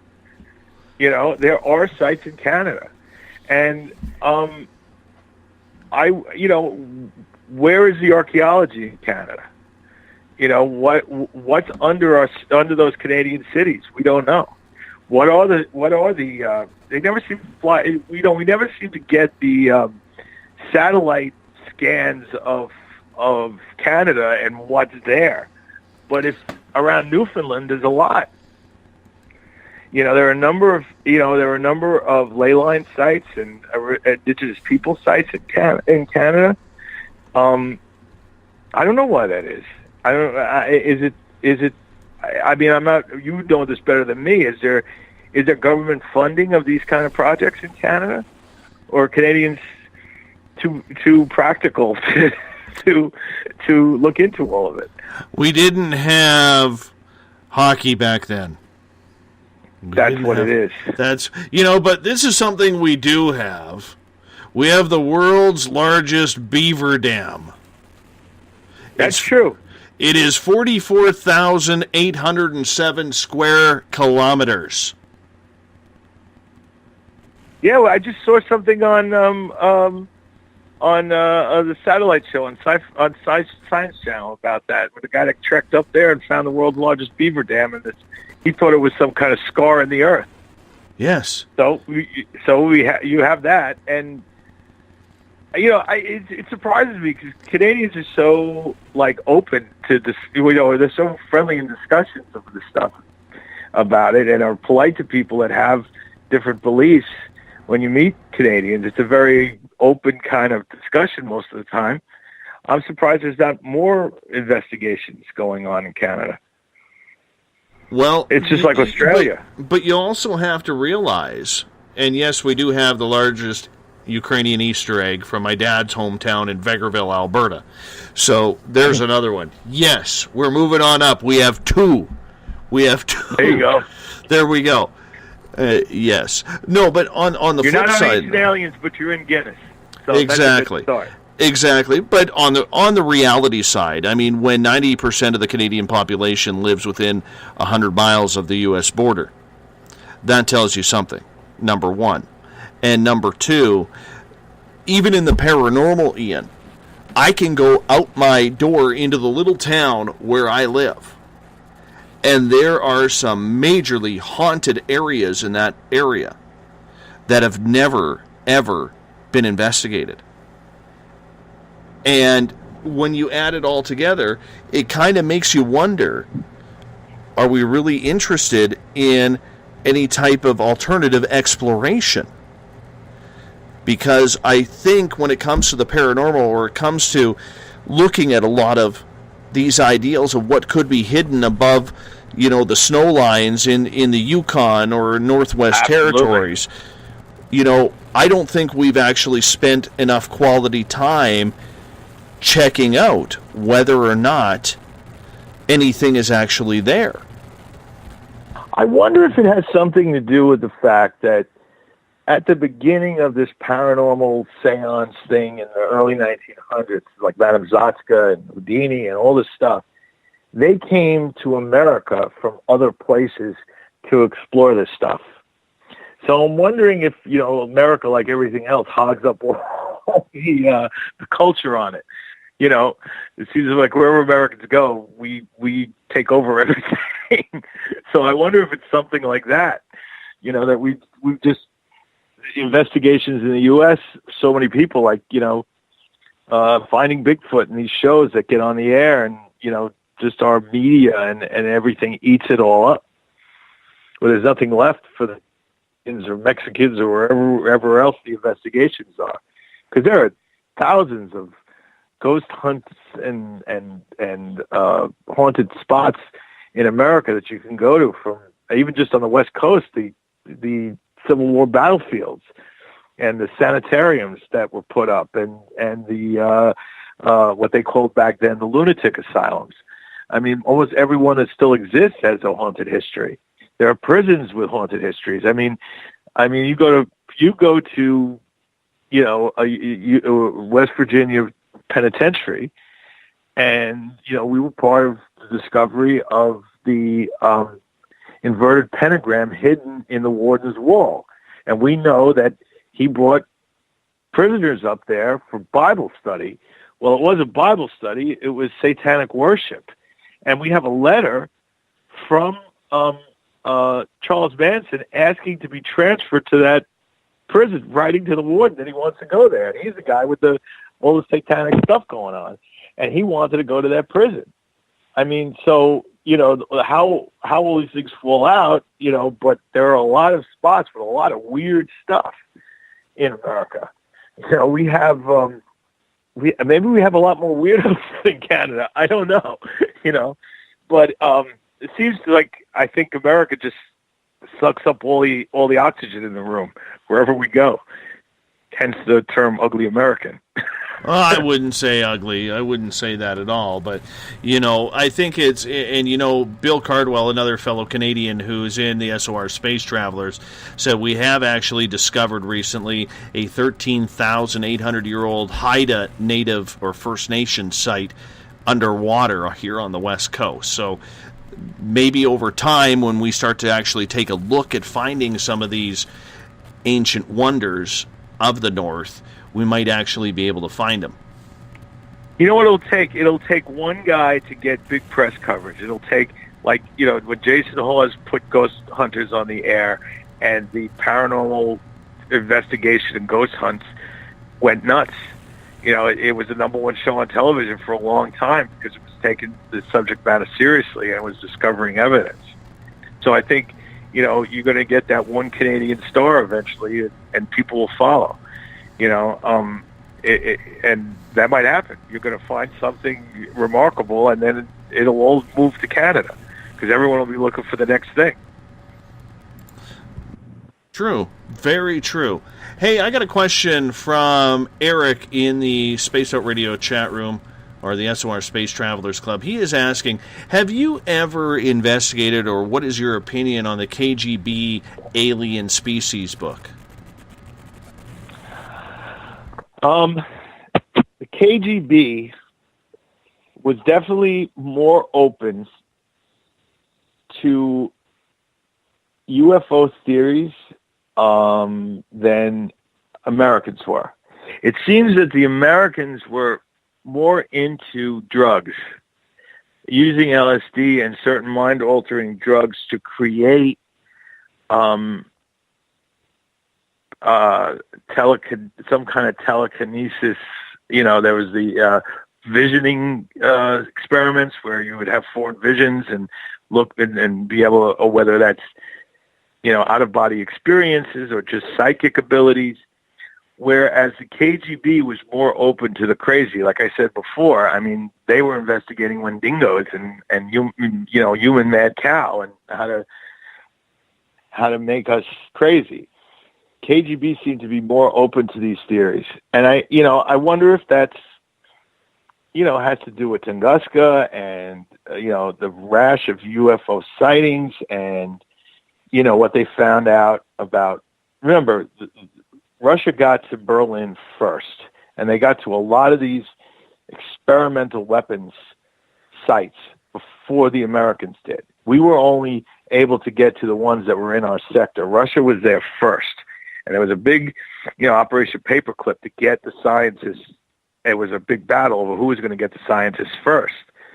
So, what they discovered, there's a plethora of documents. Plethora said it. Very nice. Documents. Very nice usage of plethora there. Yep, you got it in. There's a plethora of documents about Nazis and UFOs. And I think, from what I've been able to piece together is the Russians were more open to whatever it was. That there was some sort of Nazi Roswell that's been reported a number of times. There was some kind of spaceship that crashed in Nazi Germany, and a lot of these Wunderwaffen, that Hitler talked about endlessly, that was going to change the war, was his belief that these aliens, these Aryans, this mythology that he created, that Himmler created, and all of this, that they're the descendants of these aliens. That's what the Nazi spiritualism was all about. They were descended from the Atlanteans, which were descended from the alien gods that came down. They were really bought into this ancient alien theory, but not the true ancient alien theory. They created their own mythology and beliefs, and the whole purpose of the SS, Himmler's SS, and the murdering of the Jews and the Slavs and everything else was to repurify the blood and to get back to the perfect alien hybrids, the Aryans, the original, what he called Germans.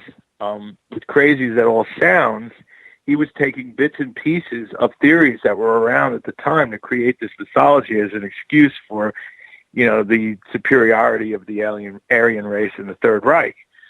So, the UFOs theories that he was working on, I think Russia got a hold of, which made them more open to UFO theory than the U.S. was until Roswell. I think everything ramped up with Area 51 and all of that after Roswell. We were a little bit behind on all of that. I think the Russians were ahead of us, which is probably how they got Sputnik up before us to begin with. Well, we're not going to even get into the story of whether or not we actually landed on the moon, because that's gonna get into a whole different kettle of fish right there. Whole other thing, but without getting into it, if the race for the moon was any truth to it, a lot of it is reverse engineering. How do we advance? Again, this is the same issue as humans advancing genetically across 250,000 years. How do we advance from, horse and buggies at the beginning of the 1900s to, by the end of the 20th century, we're having cell phones and stuff. The the internet and computers and the technological advance in that period. And a lot of this, when you research how this stuff got invented, a lot of it is from the government giving it to corporations to exploit technologies that they claim were from, the lunar landings and NASA. So, you know, a lot of the stuff that they claim were created for the moonshots eventually became the technology that our cell phones that we're using right now and everything else. So again, there was a gigantic leap in technology, and if you look at the years, it really lines up with not too long after Roswell. We were having within a decade of Roswell, we were having tremendous technological advances that go way beyond anything that had happened before. Very true. Let's move over to Nibiru for a couple of minutes, if you don't Sure. mind, because I do want to take this on. Now, many people believe that Nibiru or Planet X is out there. They believe that this could be the doomsday event or was the doomsday event before mankind became what it is today. Do you believe that Nibiru or Planet X actually exists, or do you believe that this is just one of those pseudo-scientific experiments with people's minds? I think there's evidence for Planet X. Something happened between Mars and Jupiter. There's a reason Jupiter didn't ignite. There's a reason we have an asteroid belt of something that they say didn't congeal into a planet. But why wouldn't it? We know something happened on Mars. Something happened that Jupiter did not become a second star in our solar system, that Mars lost its atmosphere. And if you believe in the pyramids of Mars and these things, then something destroyed whatever society was there. And we have the asteroid belt. Now that says to me, you know, something ran through there. Now, if a planet on a 3,600-year orbit came through and just hit another planet, and that created our moon and our planet that got sucked into orbit in the third position around the sun, then you have evidence of the fact that there was some kind of collision that destroyed the planet between Mars and Jupiter, shifted Mars' orbit, wiping out its electromagnetic field and its atmosphere, and changed the gravitational forces that there wasn't enough pressure anymore to force Jupiter to become a star. So, and you have the red spot. And we saw that when an asteroid hit Jupiter, it created a storm that's still going on today from where the meteor hit. So something impacted Jupiter huge that created that red storm that's still going on, the red spot. So I think there is evidence for a Planet X, and especially because it's in the texts. I mean, there's no other, you know, we say constellations or a star, but there's no mention really of a specific planet in all these ancient texts other than Nibiru. And it's mentioned in a bunch of different, it's mentioned in Mayan society, it's mentioned in the Sumerian texts. So there's more evidence for it than there is for how we created our moon. Yet we dismiss it almost outright. But in this one case, there are astrologers looking for it. That tells me if science is looking for it, there's something more to it than we may know. What about all these people who say they are taking pictures of a second sun or a second moon out there? Is it just pareidolia, or do you believe that they are actually capturing something? I think that with the discovery of dark energy or dark matter, all beliefs on a simple gravitational orbits are up for grabs, because we don't understand dark energy completely yet, and how we know that look, we thought the black holes were very rare, and now we're finding, even at the heart of our Milky Way, every galaxy is congealed around a black hole. And the galaxies are moving much faster than gravity alone could push them. That's the dark matter. What's causing it? Now, some people are saying that dark matter is the other dimensions, that they take up, they have matter, they have weight, and they're taking up this, that's antimatter, basically. And the dark energy is antimatter, and it's like these protons that can move in and out of reality in the particle colliders, that this stuff is there, but we can't see it because it's another dimension. Now, how that dark energy is affecting orbits, I think we're first coming to terms with. We are finding out things in the Kuiper Belt right now that we didn't think existed. Crazy orbits where we have comets on these crazy orbits and asteroids on crazy orbits that I think we're going to find that there are objects that were knocked out of place at some point. Now, whether it was from Planet X barreling through, billions of years ago, or whatever it was, there are other objects that are connected to our solar system. And I think we're going to find more and more of it because we don't yet know what dark matter is and how it affects gravity and orbits. So I think it's all up for grabs. I think everything we know, in the end, we don't know anything. I think we got bits and pieces of everything. You know what? I really am not convinced that it's anywhere near us. I don't know why I feel that way. I have no proof. I have looked into it, and from what I have, I just don't see it. I mean, hell, we have scientists that are still debating whether or not Pluto is a planet or not, or an exoplanet, or just a rock. You know what I'm saying? Right. And yeah, we don't know. And I just think that with all the technology and how far we can see into the solar system and into the universe now, with satellites like Hubble and others that are traveled further than mankind has ever traveled, for them not to be able to spot anything, to give us 100% conclusive proof, I don't believe that... Because it hasn't passed the star. See, all those things that we see are based on looking at a star and seeing something pass in front of it with a wobble.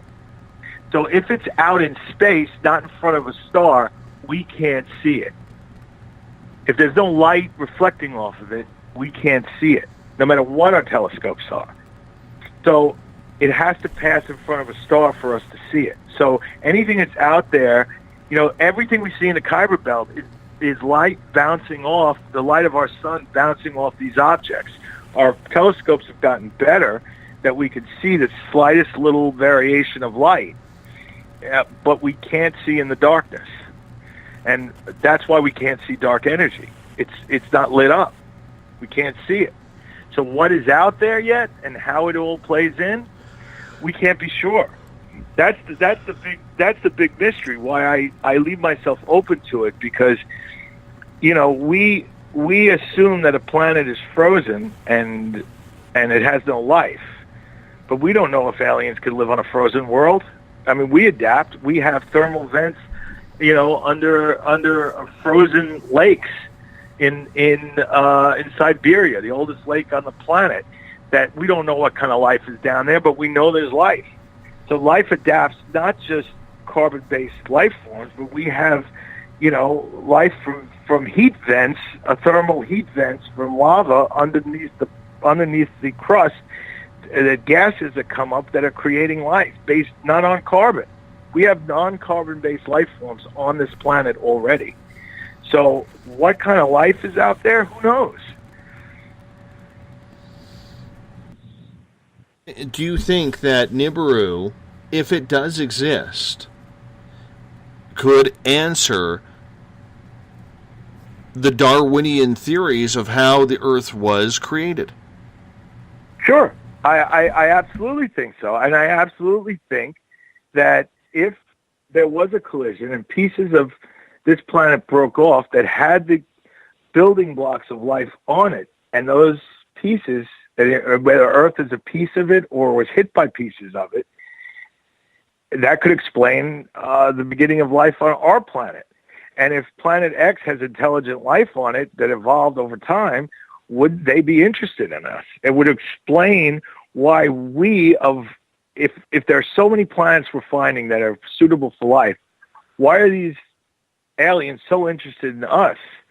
Well, we're cousins because a piece of their planet is our planet or landed on our planet and seeded our world.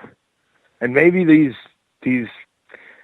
genetic cosmic eggs were sent down to further the genetic experiment that started by accident when their planet hit us before they evolved as creatures on that planet. You know, we've had huge extinction events on the planet. Maybe, you know, their life was extinguished when they hit us. They hit the planet between Mars and Jupiter and started again. You know, if it happened on our world, it could have happened on their world. Question from John at #SpacedOutRadio on Twitter. He is asking, Ian, do you think Planet X could be towing large pieces of debris in some kind of gravitational wake? Absolutely. If it hit a planet and destroyed it, it could have a whole meteor showers behind it. Comets, who knows what's behind it? You know, and it's not like 3,600 years ago, we couldn't have seen it. You know, I don't know when the clock starts, but at some point, if it's out there, you know, even if we started the clock at the date of the first, you know, star observatory that was looking in the direction of the planet, that where Planet X could be, you got to start the clock anywhere along that line for 3,600 years. So, I mean, we've been doing astronomy with telescopes, you know, maybe 100 years, 150 years. I don't know exactly the date, but it can't be any more than that. The big telescopes. So, I mean, we could be 1,000 years away from seeing it. We don't know. You know, it was someday, you know, if from the day we started watching that area of space and 3,600 years in the future, if it doesn't come by, we know it's not real. But until then, anything's possible. We will never know, my friend. We will never know. No. What about the conspiracies that people believe NASA is actually covering up the visual evidence of its existence? Well, that could be possible. I mean, we've seen structures on the moon. There are some amazing TV shows that happen on the Science Channel where with actual pictures. We've had plumes on the moon that NASA, covers up. Now, some people say it's a plume. Some people say it's a dust cloud. But there's no atmosphere on the moon, so how do we get a dust cloud? There are people that say there are towers on the edge of the moon. There so much. We have witnesses that work for NASA who said their job was to go into Photoshop and alter pictures of the moon before they're released to cover the stuff up. Now, it's not just one person. There's a bunch of people, and they all worked for NASA at some point. So can we dismiss them outright? I think NASA's hiding a lot. I think, you go online and go onto YouTube and look for the footage of the moon, moon exploration where they found a spaceship on the moon, supposedly, and they enter the spaceship, and you see mummified aliens. I don't know if that footage is real. It looks kind of real, but, we can do a lot today with a good CGI. I don't know. But I can say that pictures from, 30 years ago that show structures on the moon that have come out would suggest NASA's hiding a lot. And I think it has a lot to do with after the flying saucer craze started, and probably before Roswell or right after, the Defense Department did a study, and they said that once aliens are discovered, they can no longer control the course of events on the planet, how people will react. Religion might fall apart. Nations may not mean anything anymore. There's this one altruistic view that once we know we're not alone, we all become this one kumbaya planet. And we're now a planet. like in Star Trek, right? The Federation. Or the Defense Department report said society falls apart and everything goes into chaos and we have an apocalypse. So NASA may be purposely hiding this to protect us from ourselves. It may not be some like evil plan that they're concocting, some evil conspiracy. You know, these scientific minds are worried about how the world reacts and what happens if the truth ever comes out. You know, there may be reasons we haven't gone back to the moon in so many years. I think it's one of two reasons. Number one, we've been told not to go back, or number two, we're already there and been there for a long time. It could be we're already there, or they found something that they don't want to go back. Because it seems to me we deny and close the door on any time we get close to anything giving us some kind of scientific foothold in anything extraterrestrial or paranormal. I mean, the fact that you can have the lights over Phoenix and say it's swamp gas. I don't even know what to say to that. I mean, it's so ridiculous. I mean, you see a ship, you see the outline of a ship. Oh, it's swamp gas. It's ball lightning. But they don't even know what ball lightning is. Yeah, and ball lightning looks nothing like this stuff that we're seeing. But it's ball light. Why is it so important to make it nothing? I think they're scared. And they might be right to be scared. In your opinion, who is they? I think our government and the world's governments, in a way, are trying to protect us from ourselves. I think that defense report that was put out scared the hell out of everyone and has become dogma, where, you know, if aliens exist, our society might fall apart and we might descend into utter chaos.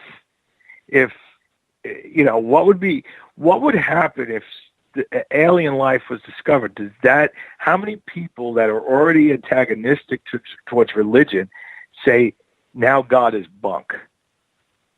And what would happen to the true believers?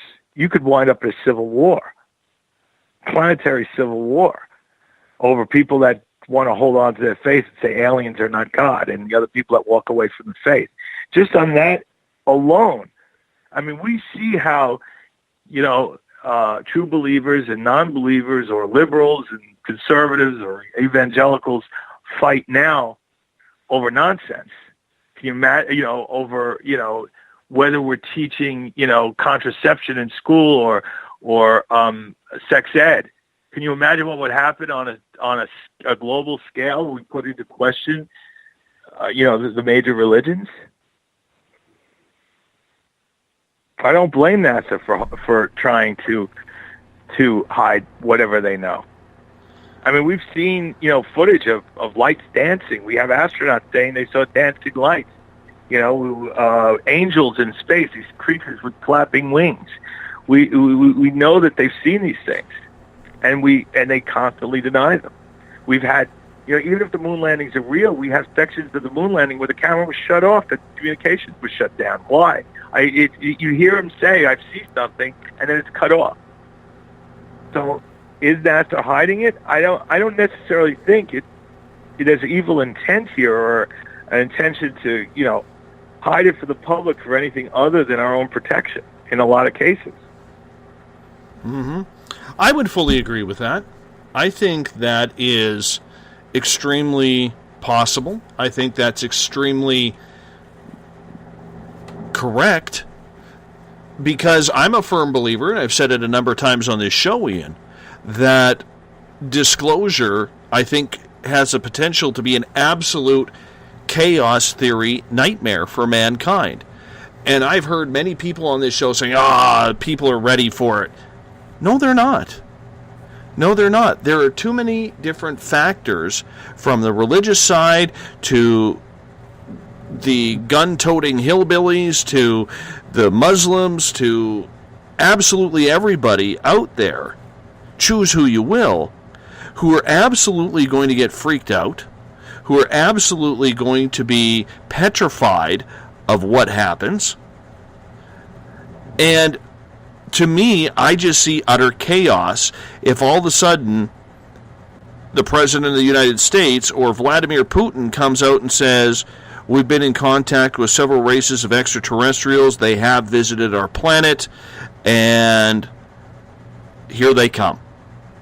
People are going to panic. When you have that one nut job with a gun that's willing to walk into a McDonald's and shoot up people for no reason, an alien lands and it threatens his entire existence, and in his mentally disturbed mind decides, I'm going to kill this guy, this alien. And then what happens then? You know, the consequence, the bad outcomes are too numerous to count. We are at our core a violent species. I want to read something. Let me just give me a second to get it because it'll blow your mind. We got about 3.5 minutes for you, buddy. Okay, then I'll just paraphrase. Beware the beast man, for he is the harbinger of death. Shun him back into his jungle lair. Let him not breed in great numbers, for he will kill his brother to possess his brother's land. If you recognize that, that's a paraphrase of Cornelius saying that in Planet of the Apes, of the lawgiver, of how he looks at man. And if you read it, you might say, okay, it's a line from a movie written by a screenwriter, but it's really describing us really well. And that, what would happen when all rule of law and religion, moralistic religions break down, where no one has to follow it anymore because suddenly there are aliens, and none of it, and people dismiss everything outright. We are a violent species, and what'll happen? How will the aliens look at us if we get into space and really get out there? I mean, we are a violent species. Maybe they're not violent. Maybe they're scared of us.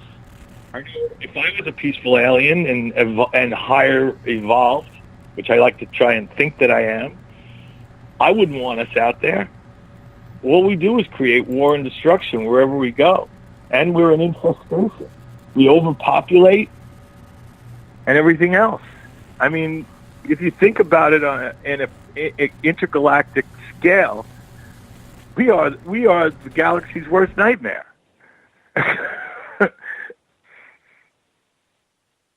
I would agree with that. I would agree. And I don't think we're mature enough to go play with the big boys.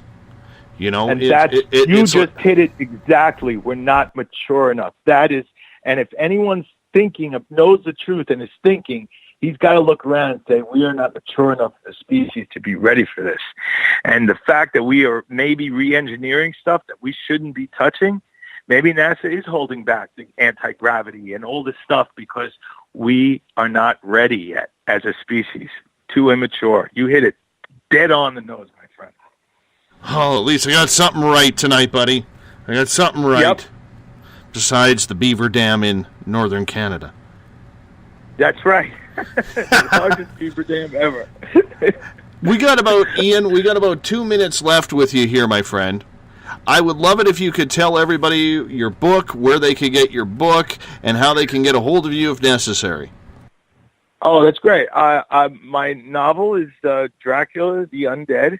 It's the official sequel to Bram Stoker's 1897 novel that I wrote with Dacre Stoker and the approval of the Stoker family. So it's the official sequel. So if you want to know what happened after Dracula was stabbed in his coffin at the castle, pick up the book. I'd love for you to send me your thoughts on it or anything we talked about tonight. I'm happy to converse with all of you. You can reach me at Ian Holt on Facebook or at Ian Holt Writer on Twitter. And keep a lookout. This year we've got 4 movies coming out. So with our new production company, Old House Productions, including a documentary on the early days of Public Enemy and a big horror movie and a called Unhinged and Death Metal and Dead of Night, which will be Dead of Night will be directed by Christopher James Baker, who some of you may know, and an Aussie, Australian. Some of you may know as Reverend Harmon James in the Purge election year, who killed Forrest Gump again. So keep an eye out, and if you have any thoughts or whatever, feel free to contact me. I'd love to hear from all of you. Right on, my friend. Thank you so much for being on Space Out Radio. Ian, you hold on for a couple of seconds. I'm going to wrap this thing up. Sure.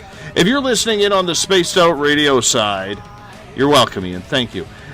If you're listening in on the Space Out Radio side, you are hearing Mr. Ron Bumblefoot THAL, formerly of Guns N' Roses, cranking it up as Bumblefoot is the official sound of this show, takes us in and brings us out of every single episode. Tomorrow night and Sunday, Uncle Jimbo, James Tyson, and Elizabeth Anglin are in for Spaced Out Weekend. 9 p.m. Pacific, midnight Eastern Time, they get going on the clock. Make sure you are here as well. We want to thank everyone for another great week. If you're in the Spaced Out Radio chat rooms, or if you're on Twitter at hashtag Spaced Out Radio, good to have you all along for the ride. I will be back on Monday night. Chronicles of the Unknown will be with me. We're going to talk some paranormal. It's going to be a really power week next week. I hope you enjoy your time with us. Remember, you can listen to this show and others on YouTube, Spaced Out Radio Show. Tune us in on TuneIn and download this show and others on iTunes. You guys all have a great weekend out there. I'm going off into the wilderness. My bag is packed. It's time for me to get out of here. Good night.